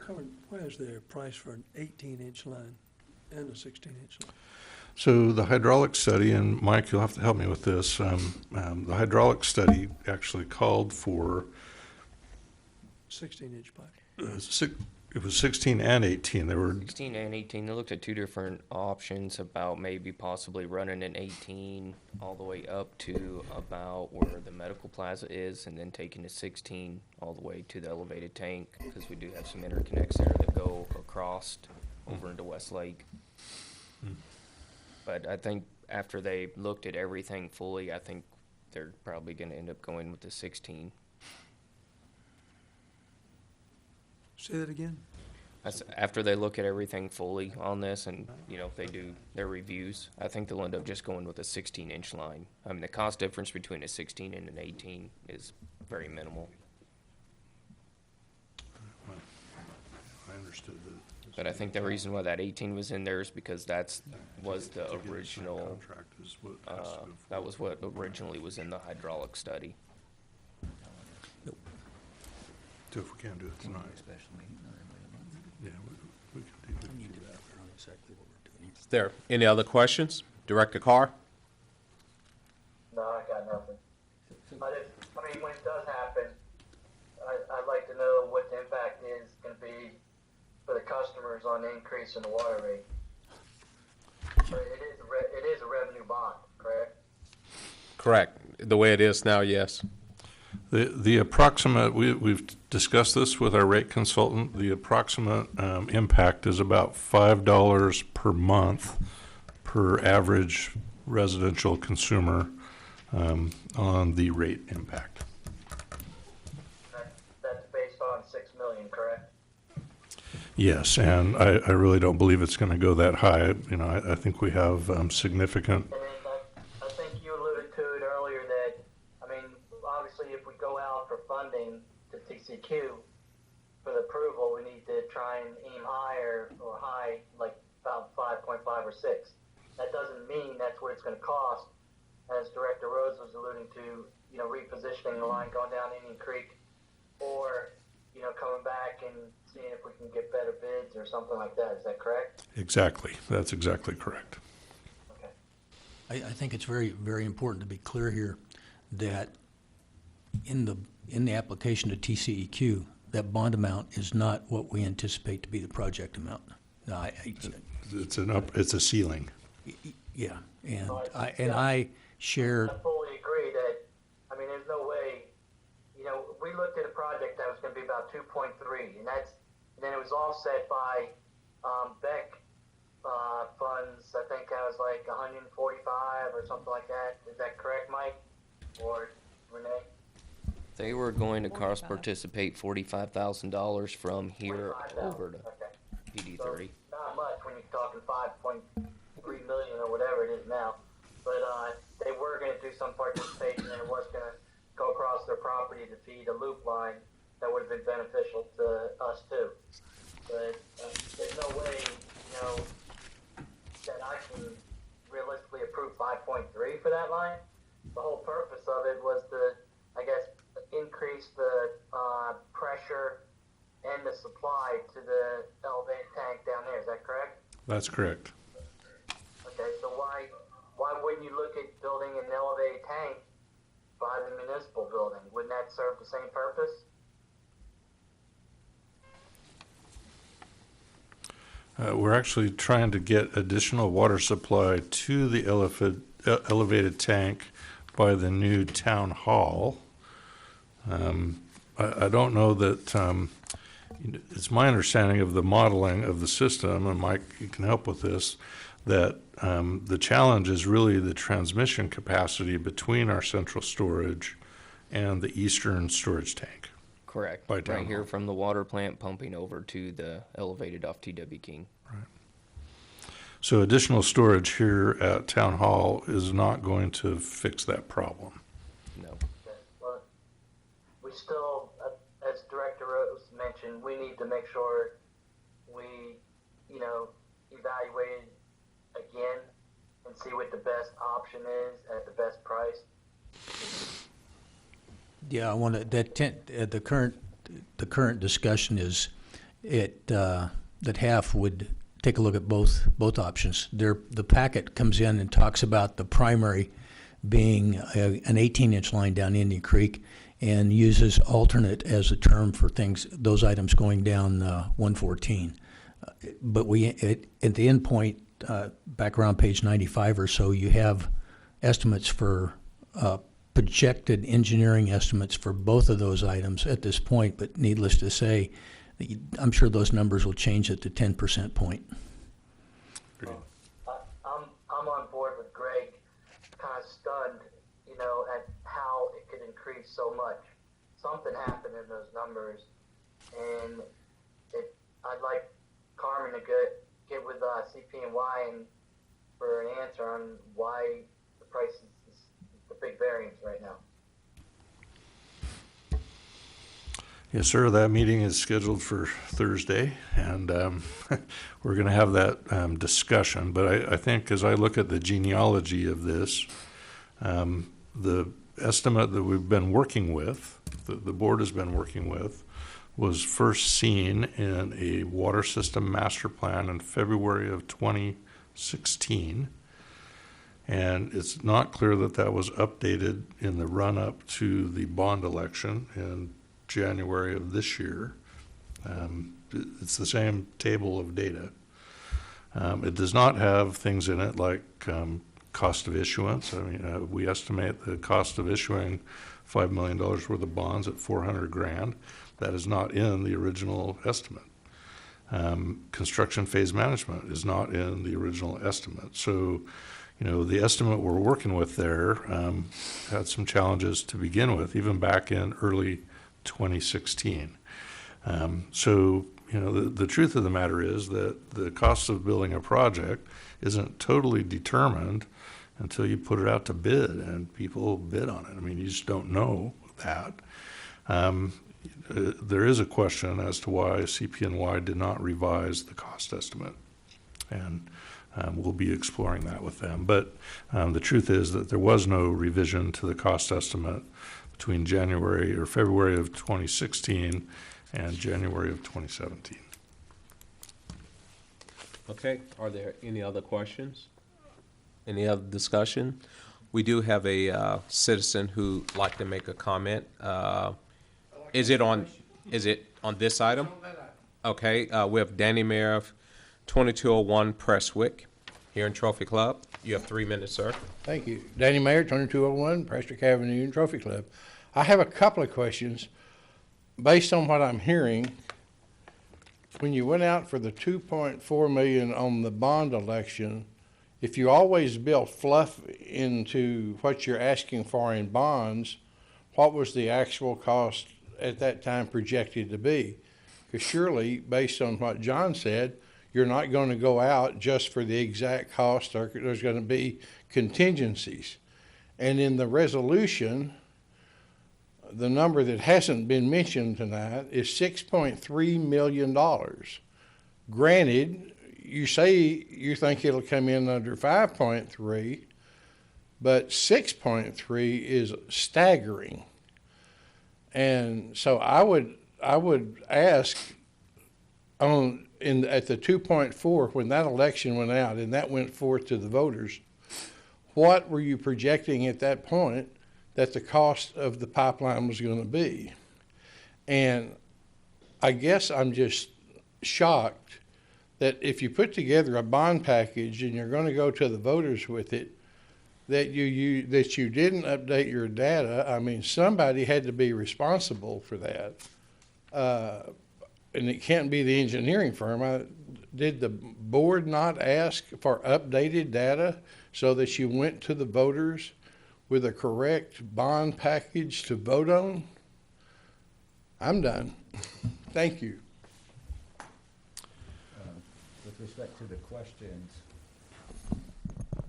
prior to the bond election, the board authorized its engineer to prepare a preliminary engineering report to identify the project and all costs, and the construction and engineering and surveying costs were $2,177,827.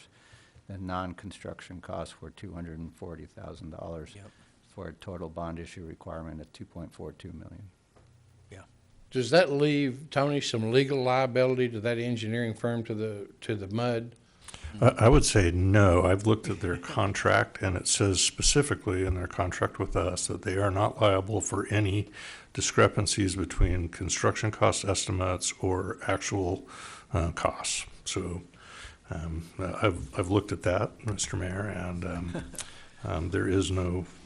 I would assume that they're kind of persona non grata in future bids if you can't get good data from an engineering firm or any. I mean, if it were a taxi cab company, if you can't deliver. I would say that it was in fact good data. It just wasn't updated. So there's no difference between what we saw in January of 16 and February of 17. I might have the months reversed. Yeah, there. but that's kind of being routed to an airport that's closed 2 years ago, wouldn't it be? I mean, you get there and you can't land, Bill. Yeah. Thank you. Yeah. I don't know. I would just say it's hard for me to accept that in 8 months that the price would have gone up 250%. Yeah. I don't think it's a timing issue. I can't accept that the price to do the project, and granted, I'd say this, it's not Carmen's fault. This all happened long before he came here, so this is not a statement toward him, but to me, I can't accept the price in 8 months went from 2.4 million to 5.3. That's just not acceptable to me. And there was a 15% contingency built into that number. That's just not acceptable that's if it was 2.8, that makes sense. It's not going to go up 250%. So hopefully you'll get more clarity from CPNY when they come back, when you have your meeting with them on Thursday. Yeah, fair enough. At the end of the day, it's not clear to me that we asked them for a preliminary engineering report, it's not clear that we asked them for an updated cost estimate. Where that falls in terms of scope and what we asked them to do, I'm not clear on. I'm not. I think highly of CPNY. I think it's a good firm. And, in this particular case, we gave the work to a different firm. That was the staff recommendation to the board, to give the work to a different firm. And the cost estimate that we're looking at right now is something that's been given to us effectively before they've been paid to do any work, right? So it's a new firm coming in saying, okay, we'll do this work. Here's our estimate based on what we know and current market conditions. They certainly aren't going to want to be the low bidder either. So I suspect they're coming at it from the high side, and that over time we'll see that number go down in a significant way. That's the way I would call it. Yeah. I think we all hope that your assessment is correct. So anyway, the agreement that we had hoped to get approved tonight, apparently we do not have it queued up properly for agreement, is to let half get started and to prepare a 10% cost estimate that's more refined and based on current market conditions, as well as assessing the challenges that this project faces. The 114 right-of-way has a lot of potential utility conflicts in it. I mean, we have to put our pipe around those conflicts. If we put it in Indian Creek, it has other conflicts. The engineering around those utility conflicts is a big part of the challenge. Yeah, the resolution here is for 6.3 million to authorize up to. Right. So what we don't want to do is go forward and borrow $3 million when we need $5 million. That doesn't make sense. We have two things here. I find the resolution for TCEQ. I don't find a resolution for half. Tony just told me that I blew that, so we don't. Well, is it just a matter of printing it off? No, I'm It's not sorry. on the agenda. It's the agenda references adoption of the resolution to TCEQ, but it doesn't specifically reference approval of the half contract. Okay. So depending on timing, we can take this up next month or have a quick special meeting. Okay. Okay. So And okay, so Carmen, let me ask this question. CPNY ready to go forward with the application to TCEQ with the exception of the updated resolution in this contract? They are. They need the two things. One is a not to exceed number and authorization from the board to go forth and apply for that loan, which is what's in the packet, and to have a number that is going to be a ceiling, right? So it's not, we don't want to come in underneath what the project costs. Staff believes that it's going to be well below the 6.3 million. So let me ask this question. How was 6.33 selected? That was, It's the highest cost estimate that they've shown to us. So they've shown us They being, it half. was half's highest cost estimate was given to your financial advisor who calculated cost of issuance based on that number. I thought the chart on page, what is this page, showed 5.3. yeah, it does. It does, but I guess they've had others where it was higher. So they just chose the highest one, and they're putting forth a not to exceed of that number with the expectation that it will be a number less than that, Who is half? half. Where does the 6.3 appear at? Doesn't. It doesn't. We don't have it in our packet. In the prior workups that they've had, the staff has had, that was the highest number they've had. But staff's been working with them, bringing that number down. Right. So did they bring it to 5.3 or is it still at 6.3? Still waiting for updated numbers. They're still waiting for updated numbers. Yeah. Last number I saw, though, was 3.9. So we're coming down from that, but we're trying to get through the loan application process. And there are reimbursement agreements around the engineering piece, right? So when you look at our budget, we show both an expense for the design part of this project as well as a reimbursement from the bond issue. So it's a wash in our budget. Although that is actually an engineering fee number that was related to the CPNY estimate, not to the one that half is given to us. Do Okay. you I'm gonna- expect any revised number to come out of this meeting on Thursday? No, that's with CPNY. That's So what what- CPNY. What I'm gonna do is, Hold on, Director Carr, go ahead. During this conversation, the price just went up another million. We appreciate your enthusiasm. Okay. Director Rose? okay, so what I'm gonna do is put a motion on the floor, then we can work it with amendments. Okay? I move to approve Resolution 2017-1017A. We have a resolution to approve, A we have a second. motion to approve resolution number 2017-1017A. Do we have a second? Let me ask a question. What's the dollar? It's 6.3 million. That's what the It's se- been seconded by Director Carr. The motion to, it's been seconded by Director Carr.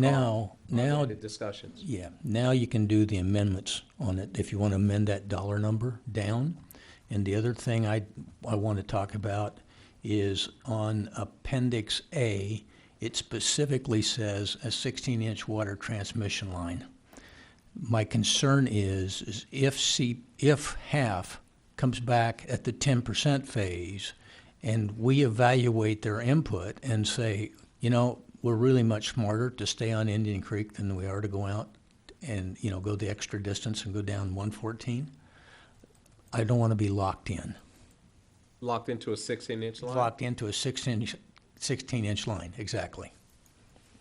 So I don't know whether there's a change that we need to do to that or not. I just don't want to be locked into it. Exhibit A, just so it references water transmission line improvements and related appurtenances to extend, yada, yada. So just- Okay, so just drop the 16-inch? Yeah. Okay, I'd make a motion to amend Exhibit A to say water transmission line and related appurtenances to extend from the district's ground storage tank to the district's elevated storage tank located on T.W. King Road. We have a modification to Resolution 2017-1017A. Is there a second to that? And it's Appendix A you're talking about, right? Yeah, Appendix A, correct. yeah, Yeah, let me understand the motion. You wanted to take the reference to 16 out of there. yes, And I'm just make it removing a a. water transmission yeah. line. I'll second that. That's been seconded by Director Hayes. Are there any discussion on this item? Hearing none, let's do a vote on the amendment to modify the resolution 2017-1017A to remove the 16-inch line, just say water transmission line. Any other questions? Hearing none, all in favor? Aye. All right, motion passes, so that amendment passes. We go back to the original motion. Are there any other questions or concerns on the original motion? Do we need to address the 6.3 versus 5.3? Well, that's up for someone else to The make ori- an You want to amendment. make you want to make an If amendment. you want to amend it, then we need amendment. The biggest number that we have in our packet on that, let me keep clicking to get down here, pages Can you 98. just restate the motion? Well, There's a motion to approve Resolution 2017-1017A okay, the largest numbers that we have. and the amendment Yeah, As amended. as amended. the largest number that we have in the packet right now is the one which takes the 18-inch water line interconnect down Indian Creek. What's that dollar amount? That dollar amount is $5,364,610. That's the largest number that we have in our packet right page now. is that on? It's on page 99. Tony, Well, Bill, what is the Please. 6330? However, and that's the point I was going to make, which is, this is project cost, not cost of issuance of the bonds. oh, My understanding is the number in the resolution which again is just asking TCEQ for approval to issue up to that amount, was calculated based on this cost Plus, cost Cost of of issuance issuance. furnished by your financial advisor. that's how, okay, because we got two pieces of input here, because we were told that the 6.3 was the highest number. Did that also have the cost of issuance costs That on includes top of soft it? cost of issuance. It does. Okay, so it's got the soft costs in it. All right.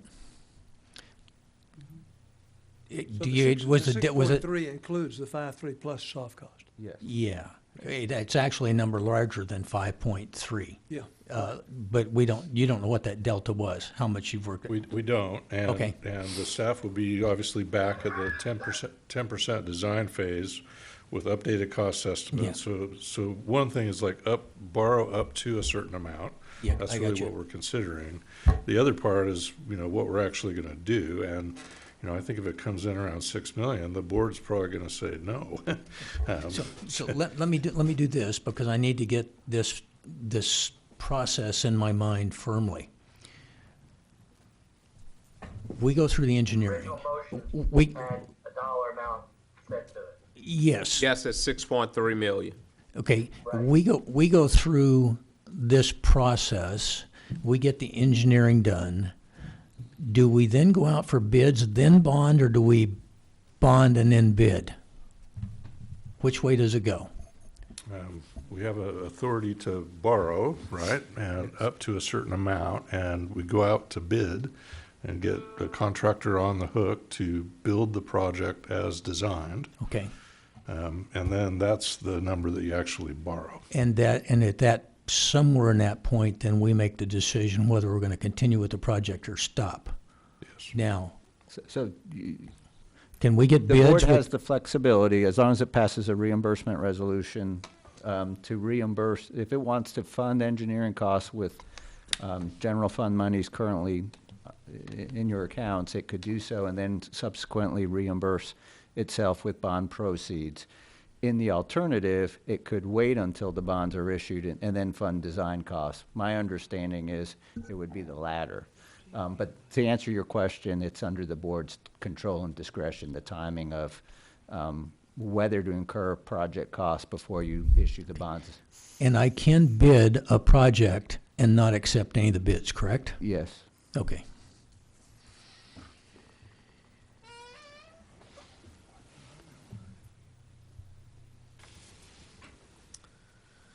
Okay, are there any other questions or discussion on this item?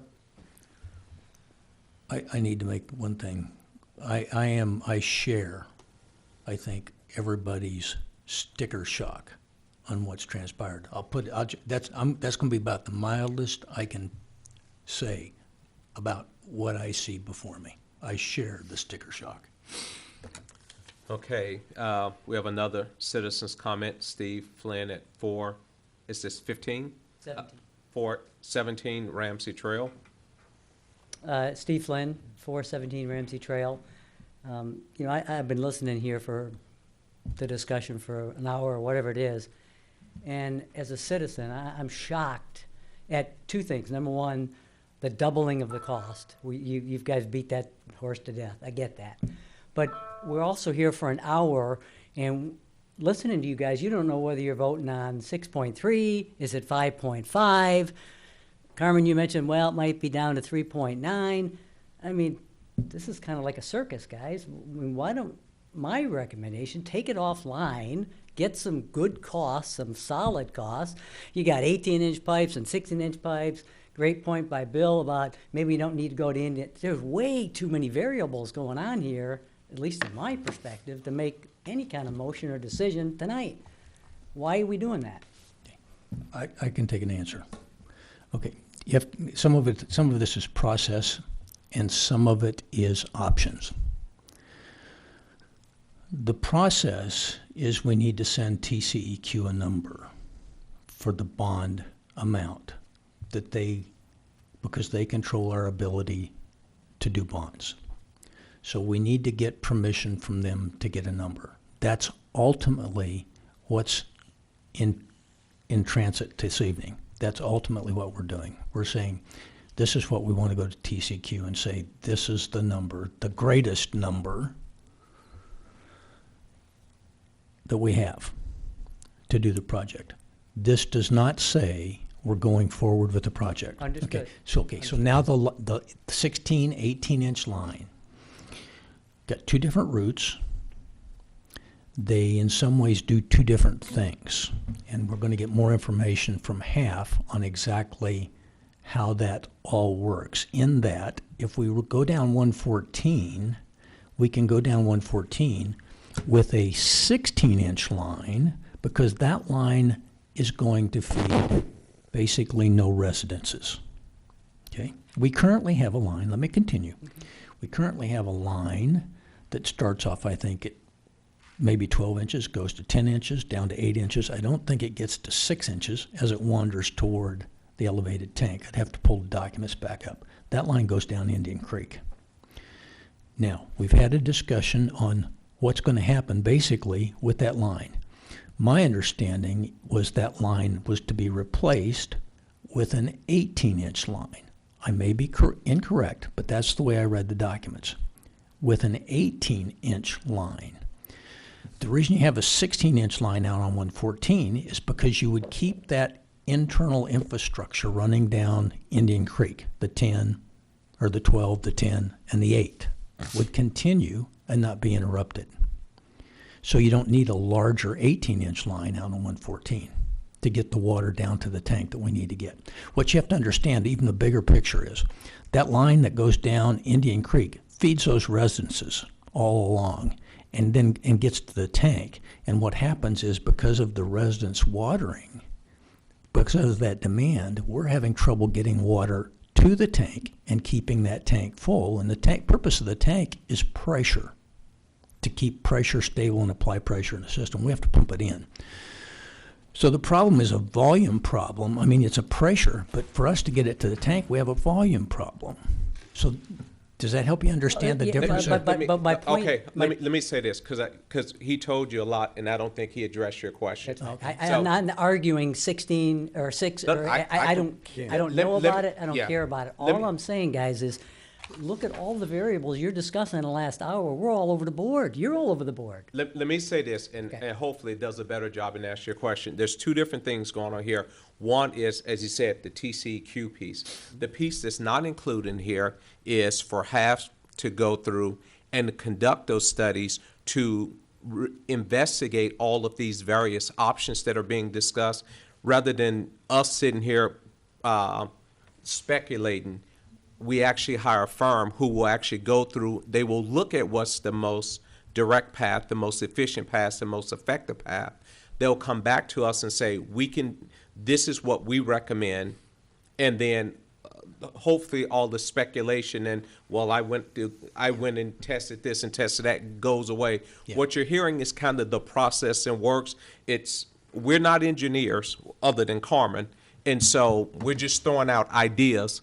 But ultimately, the engineering firm will take all of these ideas that have been tossed out, and they will look at them and say whether or not they're viable, and they will come back with a estimate based on what they recommend. At that point, we will accept it and say, yes, we're going to go forward with it, or we're not, and then we'll take it out to bid. What you're hearing is us just baking through the process. Yeah, and it's different kind of how the people sausage is being made, and I get Yes. that. And my only last point, now, and I'll get off here, is, you went out for a bond at 2.4, right? It didn't pass, right? We all know that. Had it have passed, it seems like as we sit here today, we've been in a world of hurt, right? Because it wouldn't have been 2.4 or 3.4 or 4.4 or 5.4.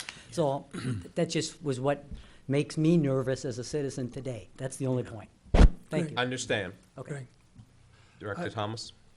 Steve, I am absolutely in agreement with you. I'm flabbergasted at this price. I think we would be insane to go to the TCQ and request anything. We can put this off. Listen, this thing's been going on here for 8, 9, 10 months. We can put this off another month. We can have a special meeting, since it's not on this agenda, and I mean a quick one, so that we can come in and approve half to go start something that they could bring back to us in 30 days to give us some idea about what we should do. But I got to tell you what, Bill, I am not interested at all in throwing a dart on the board with TCEQ. If you're gonna do 6 million, heck, do 10 million. I mean, it's crazy. It's just crazy. And you cannot, what he's telling you, you can't go out to the residents and defend going forward with this with the kind of information we got. You can't do it. And I will tell you right now, I won't vote for this motion.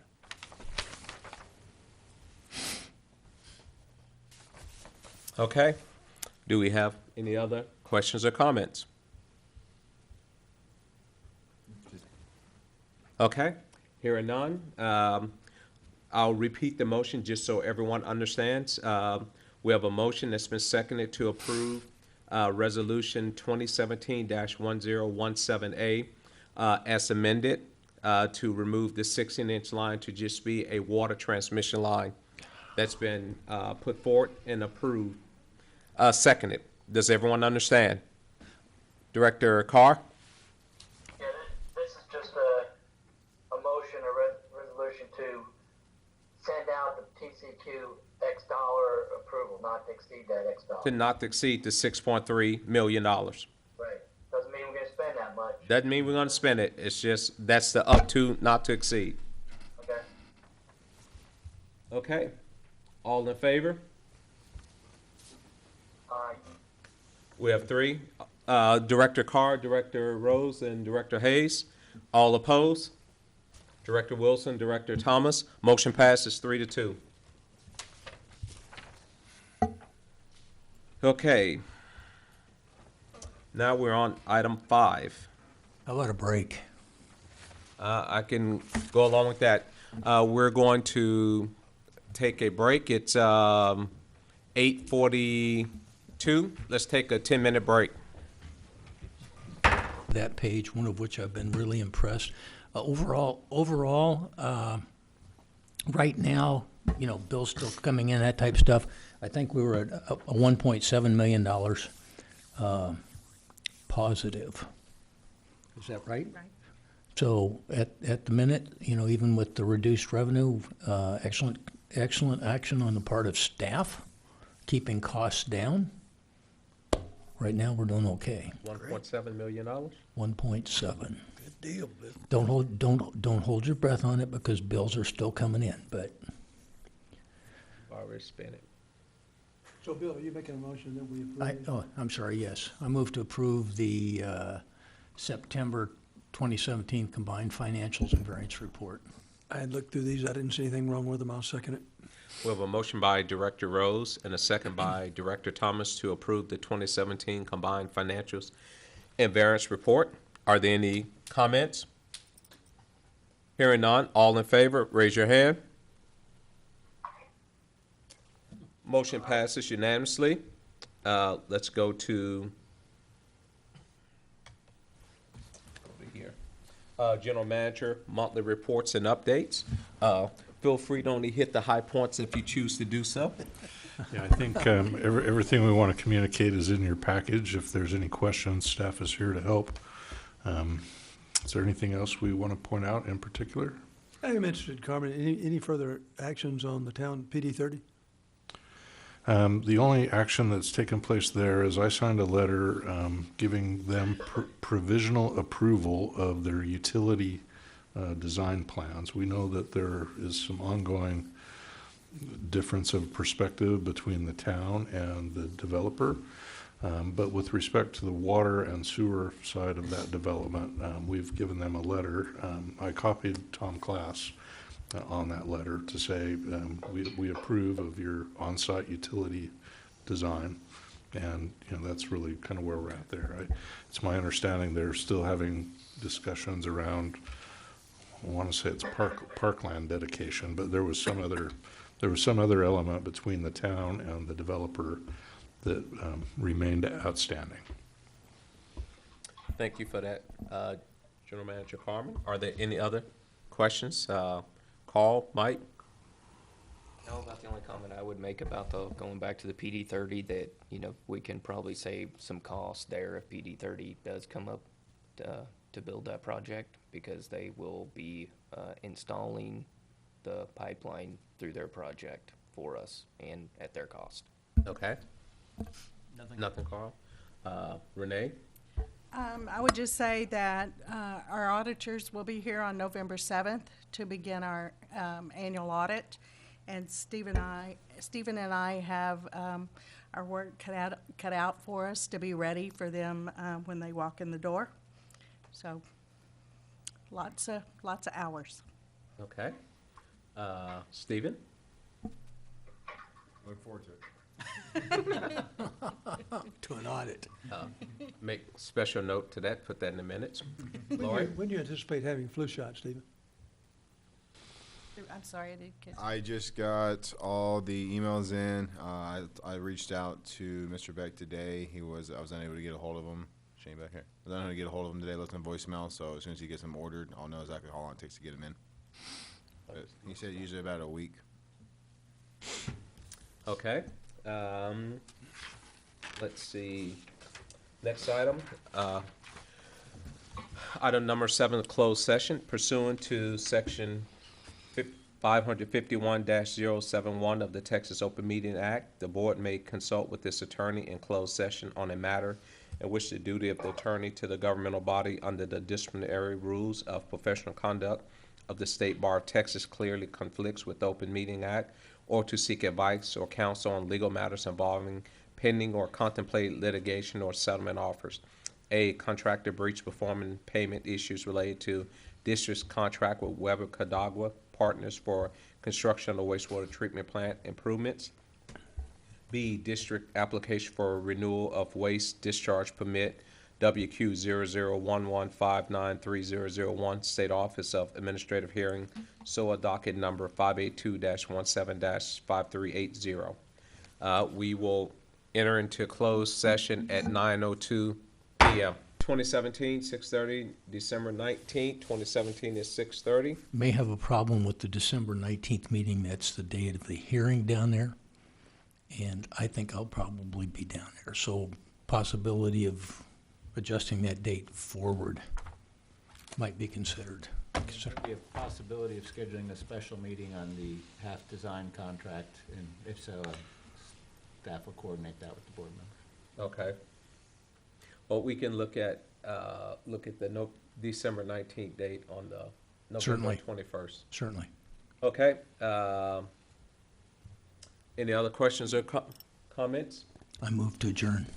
So moved. Meeting closes. The Turf Club Mud 1 is adjourned at 10:33.